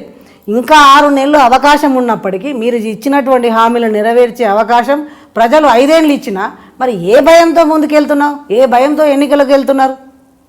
మాకు ఎప్పుడు పెట్టినా మేము సిద్ధంగా ఉన్నాం, కానీ నీకు ఇచ్చిన అవకాశాన్ని మరి నువ్వు ఇచ్చిన హామీలు నెరవేర్చుకోవడానికి టైం ఉన్నాక కూడా ఏం భయపడి ఎవరు ఏ ప్రజలు వచ్చి ఎన్నికలు పెట్టమన్నారు? ఏ భయంతో పెట్టారు? ఎప్పుడు వచ్చిన ఎన్నికలు సిద్ధమని అంటే మా సమయానుకూలంగా అంటే 2019లో జరిగితే మేము కూడా ఇంకా బలపడవచ్చు, ముందస్తు వెళ్తే కోస్తా మేము బలహీనంగా ఉన్నామనే ఒక భావన ఏం లేదంటారా మీలో? మాకు ఎలాంటి భావన లేదండి. ఈరోజు కూడా కాంగ్రెస్ పార్టీ గ్రామాల్లో, నియోజకవర్గంలో, తెలంగాణ వ్యాప్తంగా పటిష్టంగా ఉన్నాం. ఆ భయంతోనే కేసీఆర్ ముందుకెళ్తున్నాడేమో మాకు తెలియదు, కానీ ఆయన ఇచ్చినటువంటి హామీలు నెరవేర్చడానికి మరి సమయం ఉంది. సమయం ఉన్నా మరి ఎందుకు దొంగలాగా ఈరోజు ప్రభుత్వాన్ని బర్తరఫ్ చేసుకోవాల్సిన అవసరం ఎందుకు వచ్చింది? వస్తే బాగుంటుంది అనుకుంటున్నారా, ఆలస్యం అయితేనే బాగుంటుందని అనుకుంటున్నారా మీరు? అసలు మేము ఎప్పుడొచ్చినా సిద్ధంగా ఉన్నాం. ప్రజలు టీఆర్ఎస్ పార్టీకి 5 ఏళ్ళు అవకాశం ఇచ్చారు, వాళ్ళు హామీలు ఇచ్చారు, అవి నెరవేర్చమనండి. నెరవేర్చి వాళ్ళ దగ్గర చెప్పండి. ఈరోజు నెరవేర్చకపోగా నీకు ఇచ్చిన అవకాశాన్ని 6 నెలల ముందు బర్తరఫ్ చేసుకుంటే ఎందుకు? నువ్వు ప్రజల్లో ఫెయిల్ అయినట్టే కదా. ప్రజల దగ్గర పార్టీ కూడా భయపడుతుంది. ముందస్తు ఎన్నికలకి ఇంకా మేము కొద్దిగా బలహీనంగా ఉన్నా, కొన్ని ప్రాంతాల్లో కొద్దిగా బలపడాలి, 75 నియోజకవర్గాలని సర్వేలు చెప్తున్నాయి మాకు, ఇంకా ముందుకు పోవాలనే ఉద్దేశంతో అంటే సెప్టెంబర్ 2న జరిగే ఒక మహాసభకు కూడా ప్రజల్ని వెళ్లకుండా చేస్తున్నారు కాంగ్రెస్ పార్టీ వాళ్ళు అంటున్నారు. అలాంటిది ఏమి లేదండి. ఈరోజు టీఆర్ఎస్ పార్టీ అధికారంలో ఉంది. ఒకటి కేసీఆర్ గారు మరి ఒక నియంతలాగా అన్ని నోటికి ఏదొస్తే అది మాట్లాడడం కాదు. ఈరోజు ఏమంటారు, ఒక నియోజకవర్గంలో ఎమ్మెల్యేకి బస్సుల్ని కానివ్వండి, ఇంకే రకంగా అధికార దుర్వినియోగం చేసుకొని అనేక రకాలుగా అధికారులను కానివ్వండి, ఎమ్మెల్యేలు కానివ్వండి భయభ్రాంతులకో లేకపోతే ఇంకే రకమైన డబ్బులకో వేరే చూపించేసో పబ్లిక్లను గ్యాదర్ చేసుకొని ఉన్నదాన్ని చూపించుకోవడం అనేటువంటి విషయాన్ని ఆయన అనుకుంటున్నాడు. అది సాధ్యం కాదు, మాకు అవసరం పట్టలేదు. కాంగ్రెస్ పార్టీ వెళ్ళిపోయిన టీఆర్ఎస్కి వెళ్ళొద్దని మేము చెప్పేటువంటి పరిస్థితుల్లో లేం. కొడంగల్లో రేవంత్ రెడ్డి గారిని ఓడించడానికి పెద్ద ఎత్తున ప్రయత్నాలు చేస్తున్న అల్లుడు హరీష్ రావు గారికి బాధ్యతలు అప్పగించారు కదా, దీని గురించి ఏమంటారు మీరు అసలు? ఇప్పుడు పార్టీలో రేవంత్ రెడ్డి గారు అంటే వాళ్ళకి భయం ఎందుకు? ఫస్ట్ రేవంత్ రెడ్డి గారు అంటే అట్లా ఓడించాలో లేకపోతే మీ అల్లుడిని ఇక్కడ ఇన్ఛార్జ్ ఇచ్చి అంటే ఆ భయం నీకెందుకు? ఇప్పుడు సిద్దిపేటలో హరీష్ రావు గారిని ఓడించాలనుకుంటే కాంగ్రెస్ పార్టీ ఏం చేయట్లేదు. మా పార్టీ కార్యక్రమాలు మేము పనిచేస్తున్నాం. ప్రత్యేకంగా ప్రజలు రెఫరెండం ఇవ్వాలి, పార్టీ చేసినటువంటి పనులకు రెఫరెండం ఇవ్వాలి. మీరు వ్యక్తిగత కక్షతో రేవంత్ రెడ్డి గారిని ఎందుకు మీరు ప్రత్యేకంగా ఎంచుకొని నియోజకవర్గంలో ఆయనని ఇబ్బందులు పెట్టాలి? ఆయన ఒక ఎమ్మెల్యేగా ఉన్నా కూడా ఆయన ఇనాగ్రేషన్కి రానియకుండా మంత్రులుగా వచ్చి ఇబ్బంది పెట్టాలని కూడా అక్కడ ప్రజలు వాళ్ళను స్వీకరించలేరు. ప్రజలు రేవంత్ రెడ్డి గారు ఏమన్నా ఉన్నారు నియోజకవర్గంలో. మీ భవిష్యత్తు లక్ష్యం ఏం మేడం? నా భవిష్యత్తు లక్ష్యం అంటే నేను తప్పక ప్రజల్లో ఉన్నాను, పార్టీలో ఉన్నాను. టికెట్ వస్తే నేను ఎమ్మెల్యేగా పనిచేస్తాను. నా ఆశయాలకు ప్రజలకి అనుకూలంగా ఉండి ఒక శాసనసభలో నాకు అవకాశం ఎమ్మెల్యేగా నేను గెలిస్తే నాకు ప్రజల్లో ఒక ఎమ్మెల్యేగా నేను ఒక మహిళగా ఈ పని చేసి చూపిస్తుంది అనేటువంటి కాంక్షను నేను చేసుకోవాలి. ఎవరు చేయనటువంటి పనిని నేను ప్రజలతో మమేకమై చేయాలన్నటువంటి జీవిత ఆకాంక్ష ఉంది నాకు. మీకు ఎంతమంది సంతానం? ఇద్దరండి. ఇద్దరు బాబులే అంట కదా? ఇద్దరు బాబులు. ఏం చేస్తున్నారు? పెద్ద బాబు ఏమో ప్రస్తుతం జాబ్ చేస్తూ బిజినెస్ చేస్తున్నాడు. జాబ్ చేస్తూ బిజినెస్సా? ఏం జాబ్ చేస్తున్నారు, ఏం బిజినెస్ చేస్తున్నారు? బిజినెస్ ఆయన మెడ్ ప్లస్ బ్రాంచెస్ తీసుకున్నాడు, చేస్తాడు. మా చిన్న బాబు వచ్చేసి మెడిసిన్ చేస్తాడు. మీ బాబు జాబ్ అన్నారు కదా, ఫస్ట్ ఏం జాబ్ చేస్తారు? ఆయన టెక్ మహీంద్రాలో ఆయన సిఎస్సి చేశారు, జాబ్ చేస్తారు. ఓకే. చిన్న బాబు మెడిసిన్ చేశాడండి. ఆయన పీజీ చేస్తున్నాడు పాండిచ్చేరిలో orthopaedic. Okay okay. Orthopaedic PG Pondicherry పంపించారా? అదే మొన్న నీట్లో క్వాలిఫై అయ్యి అక్కడ సీట్ వచ్చింది వెళ్ళారు. ఇద్దరు బాబులు. అంటే మీ తర్వాత రాజకీయంగా ఎవరిని తీసుకురావాలనుకుంటారు మీ అబ్బాయిలు ఇద్దరిలో? నేను ఇప్పటివరకు మా బాబుల్ని ఎప్పుడు ఎడ్యుకేషన్ పరంగానే పనిచేసాము. అంటే రాజకీయంగా వాళ్ళు డైరెక్ట్గా పిల్లల్ని ఎంటర్టైన్ చేయలేదు. నేను అలా ఎప్పుడు ఆలోచించట్లేదు నేను రాజకీయంగా. చిన్న బాబు మెడిసిన్ రూట్లో వెళ్ళారు, పెద్ద బాబు బిజినెస్ చేసుకుంటున్నాడు, జాబ్ చేస్తాడు. అంటే రాజకీయంగా ఇంకా మీతోనే అది సమాప్తం, కానీ రాజకీయ వారసత్వం అంటే ఏం లేదంటారా? అలా ఏం లేదు. వారసత్వం అని నేను ప్రిపేర్ చేయలేదు. ఎవరి ఇంట్రెస్ట్ పిల్లలు వాళ్ళ పెద్ద బాబు ఏమైనా ఇంట్రెస్ట్ ఉంటే వాళ్ళ ఇంట్రెస్ట్కి నేను ఎప్పుడు కాదనలేదు. ఎవరు ఏ రకంగా ప్రజలు ఆలోచించి వాళ్ళ ఇంట్రెస్ట్ ఉంటే ఆ టైం చెప్పలేదు. కానీ ప్రస్తుతం అయితే ఆ రకంగా అయితే ఎవరు లేరు. ఓకే. ఇంట్లో వంట పని అది చేస్తుంటారా మీరు? అన్ని పనులు నేనే చేస్తాను. అన్నీ చేస్తారా? వంటలు కూడా చేస్తుంటారా మీరు? అంటే కుటుంబ బాధ్యతతో పాటు నేను రాజకీయాల్లోకి వచ్చినప్పుడు మా చిన్న బాబు 2 years ఉన్నాడు చిన్న. ఆ టైం మాది పంచాయతీలో బాగా అంటే ఉదయం 6 నుంచి నైట్ 11-12 వరకు ఉండేది. ఆ పరిస్థితుల్లో కూడా ఇంట్లో మనకి కిచెన్ కుకింగ్ బాధ్యతలు నిర్వర్తిస్తూ కూడా పిల్లల ఎడ్యుకేషన్ ఎప్పుడు కూడా ఇబ్బంది కలిగలే. నేను నైట్ 2 పడుకున్నా కూడా మళ్ళీ 3 o'clock ఆ టైంకి మా పిల్లల్ని 4కి లేపి మళ్ళీ వాళ్ళకి ఎడ్యుకేషన్ చేస్తూ స్కూల్కి పంపించేదాన్ని. అట్లా ఇప్పుడు పిల్లలు కూడా నేను ఆ చిన్న ఏజ్లో రాజకీయాల్లోకి వచ్చి పిల్లలు ఇబ్బంది పడతారేమో అని భయపడేదాన్ని. కానీ నా బాధ్యతను విస్మరించకుండా వాళ్ళను నేను ఇంకెక్కువ టైం వాళ్ళకి స్పెండ్ చేసేదాన్ని నా టైంలో. దాంతో ఇద్దరు కూడా ఇబ్బంది లేకుండా చదువుకున్నారు. ఓకే. గుడులకు వెళ్తుంటారా బాగానే?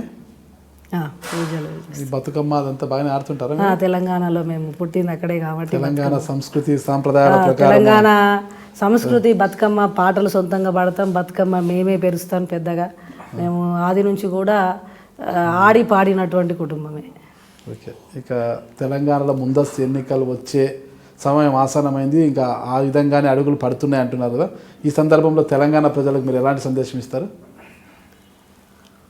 ఎన్నికలకి ఏ టైం వచ్చినా కూడా కాంగ్రెస్ పార్టీ శ్రేణులకి కార్యకర్తలకి తెలంగాణలో ఉన్న రాష్ట్ర ప్రజలకి రేపు ఎప్పుడు ఎన్నికలు వచ్చినా కూడా తెలంగాణ రాష్ట్రం వచ్చినందుకు 4-5 సంవత్సరాలు టీఆర్ఎస్కి అవకాశం ఇచ్చారు. ఇచ్చిన హామీలు తుంగలో తొక్కేశారు. కాబట్టి కాంగ్రెస్ పార్టీకి అధికారం ఇస్తే తెలంగాణలో బంగారు భవిష్యత్తు, బంగారు తెలంగాణగా మార్చేటువంటి సత్తా కాంగ్రెస్ పార్టీకి ఉంది. కాంగ్రెస్ పార్టీని గెలిపించాలని చెప్పేసి ఈ వేదిక ద్వారా తెలియజేస్తాం. ఇక్కడికి చివరిగా శశికళ యాదవ్ రెడ్డి గారి జీవితంలో మర్చిపోలేని సంఘటన ఏదో ఉందా? నేను మొట్టమొదటిగా రాజకీయాల్లోకి వచ్చినప్పుడు అంటే జనరల్గా నేను ఒక సిన్సియర్గా పని చేయటమే కానీ నెగిటివ్స్ కానీ వెనకాల ఏదో అంటున్నారన్నటువంటి విషయం తెలిసేది కాదు. ఒక మహిళగా బాగా కష్టం అనిపించేది. ఒక మహిళగా ఇంట్లో కుటుంబ బాధ్యతలు నిర్వర్తించుకొని బయటికి వెళ్ళి ఆ సమస్యల మీద మనం పనిచేస్తున్నప్పుడు ప్రతి సమస్యలో ఇబ్బందులు అనిపించేవి. ఒక్కోసారి అనిపిస్తుండే అసలు నేను ఎందుకు రాజకీయాల్లో ఈ పని చేసుకుంటూ ఈ కామెంట్స్ గురించి ఇప్పుడు ఇందాక మీరు అని చెప్పిన వాటిలలో హట్ అయ్యేదాన్ని. హట్ అయ్యి 2-3 సార్లు ఇబ్బందులు పడి కొన్ని రోజులు కొద్దిగా మౌనంగా ఉన్న రోజులు కూడా ఉన్నాయి. తర్వాత అనిపించింది మనం ఒక నిప్పులాగా బతికినంతకాలం వెనకాల ఏనుగు కుక్కలు ఎంత మురిగినా కూడా మన లక్ష్యాన్ని ఛేదించాలనేటువంటి ఒక పట్టుదలతో నేను ముందుకు వెళ్ళడం అనే సందర్భం జరిగింది. ఆ బాధపడిన సంఘటనలు కూడా ఆ రోజు ఉన్నాయి. అంటే మీరు బాగా సంతోషించదగ్గ విషయం ఏముంది జీవితంలో? సంతోషం అంటే ఏం లేదంటారు, సంతోషించదగ్గ విషయాలే లేవంటారు జీవితంలో? సంతోషం అంటే ఇప్పుడు నాకు హ్యాపీనెస్ ఏంటంటే నేను ఒక స్త్రీగా పుట్టి నా సాటి స్త్రీకి నేను ఏదైనా చేయగలిగానా ఈ జీవితంలో, స్త్రీ జాతికి నేను రోజు చేస్తున్న పనిలో నా సాటి స్త్రీకి ఏ రోజైనా సరే ఒక మాట కానీ ఒక సహాయం కానీ ఏ రకంగా కూడా నా సహకారం ఎప్పుడూ ఉండాలి. అట్లా నేను చేసేటువంటి ఈ 18 సంవత్సరాల కాలంలో నా తోటి స్త్రీలకు మనోధైర్యం కానీ ఆర్థికంగా కానివ్వండి, నేనున్నాననే భరోసాను ఇవ్వడంలో, నేను ఇచ్చిన సందర్భంలో వాళ్ళ కుటుంబము వాళ్ళు సంతోషంగా ఉన్న క్షణాన్ని నేను ఆనందించిన సంఘటనలుగా నేను హ్యాపీగా ఆ రోజు నేను ఆనందంగా గడిపిన రోజులు అంటే నా జీవితంలో సాటి స్త్రీ ఆనందంగా ఆమె సమస్యను దూరం చేసి ఆమెతో నేను మమేకమై అనుభవించిన క్షణాన్ని నేను ఆనందంగా గడిపిన. స్త్రీలు అలంకార ప్రియులు అంటారు కదా, అలంకారాల పట్ల మీకు బాగా మక్కువనా? అలా సింపుల్ లైఫ్ ఉంటుందండి. ఓకే, పలానా రంగు చీర కడితేనే బాగుంటుంది, పలానా రంగు అయితేనే బాగుంటుంది అనేది ఏమన్నా ఉన్నాయి? అలాంటిది ఏమీ లేదు. నేను సింపుల్గా ఎలా ఉంటే అట్లా అడ్జస్ట్ అయిపోతాను. ఏదైనా పలాని టేస్ట్ అంటే ఎందుకంటే ఈరోజు మనం రాజకీయాల్లో ఉండి ఒక ఫ్యాషన్ షో అనేది నాకు అట్లా ఇంట్రెస్ట్ ఉండదు. సింపుల్గా అందరితో మమేకమైపోయి మనం ఒక ప్రజా జీవితంలో ప్రజాప్రతినిధిగా వాళ్ళతో మమేకమై పని చేసుకొని ఆ స్త్రీలలాగానే ఉండాలి, కొంచెం మన కట్టుబొట్టు సాంప్రదాయంతోనే కలిసి ఉండాలనేది కాన్సెప్ట్లో ఉంది. తెలంగాణ సాంప్రదాయ వంటకాల్లో ఏ వంటని మీరు బాగా వండుతారు, ఏ వంటని బాగా తింటారు మీరు? నేను 2001 నుంచి కంప్లీట్ వెజిటేరియన్. ప్యూర్ వెజిటేరియనా? అంతకుముందు మేము నాన్ వెజ్జే. తర్వాత కూడా నేను నాన్ వెజ్ ఇప్పుడు ప్రస్తుతం తినకపోయినా వంట చేస్తాను. ప్లస్ వెజిటేరియన్స్ అన్నీ ఇంట్లో ఈ రోజు వరకు కూడా. మీ వంటకాలు అంటే తెలంగాణ సాంప్రదాయ వంటకాలు ఏది బాగా రుచికరంగా వండుతారు, రుచికరం మీరేది తింటారు అంటున్నా? అది నాన్ వెజ్ కావచ్చు. నేను వెజిటేరియన్ రుచికరంగా అంటే వంకాయ తింటాను. వంకాయ కర్రీస్ నేను ఇంట్రెస్ట్గా తినే కర్రీ వంకాయ కానీ పప్పు కానీ. మీ ఆయన నాన్ వెజ్ తినాలంటే ఏం చేస్తారు పాప? నాన్ వెజ్ తింటారు, నేను వండుతాను. నాన్ వెజ్ మటన్ కానీ చికెన్ కానీ అన్ని వెరైటీస్ అన్నీ కూడా చేస్తాను, తింటారు ఇంట్లో పిల్లలందరూ. బయట హైదరాబాద్ దమ్ బిర్యానీ చేస్తుంటారా? దమ్ బిర్యానీ హైదరాబాద్లో హోటల్ పరిస్థితి, కానీ మనం అయితే మటన్ కానివ్వండి, గ్రీన్ చికెన్ కానీ ఇట్లా ఇవన్నీ కూడా వంట చేస్తాను. మీ కుటుంబంతో సరదాగా గడిపే క్షణాలు ఏమైనా ఉంటాయి మీకు? ఎక్కడ బయటకు వెళ్ళడము అలాగా? లేదు, పిల్లల కోసము ఇంట్లో మా మదర్ ఫాదర్ నా దగ్గరే ఉంటారు. ఎందుకంటే వాళ్ళకు బయలుదేరు కాబట్టి మా మదర్ మొదటి నుంచి కూడా నాకు హెల్ప్ఫుల్గా ఉంటారు ప్రతిదానికి. ఫస్ట్ నుంచి కూడా మా మదర్ నా దగ్గరే ఉంటుంది. మా నాన్న కూడా నాకు కంప్లీట్ సహకరిస్తారు.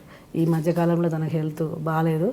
వాళ్ళు ఫస్ట్ నుంచి కూడా నాకు సపోర్ట్ చేసింది. కానీ నాకు ఈ స్థాయిలో నేను బయటకు వెళ్ళి పని చేసినా మా అమ్మగారు మా నాన్నగారు నాకు బాగా మా పిల్లల్ని నేను కొంచెం లేకపోయినా బయటకు వెళ్ళినప్పుడు చూసుకోవడంలో కానీ మా అమ్మ సహకారం బాగుందండి. థ్యాంక్ యూ అండి. చూశారు కదండి, పటాన్ చెరువు కాంగ్రెస్ పార్టీ నాయకురాలు శశికళ యాదవ్ రెడ్డి గారు చెప్పిన అంశాలు.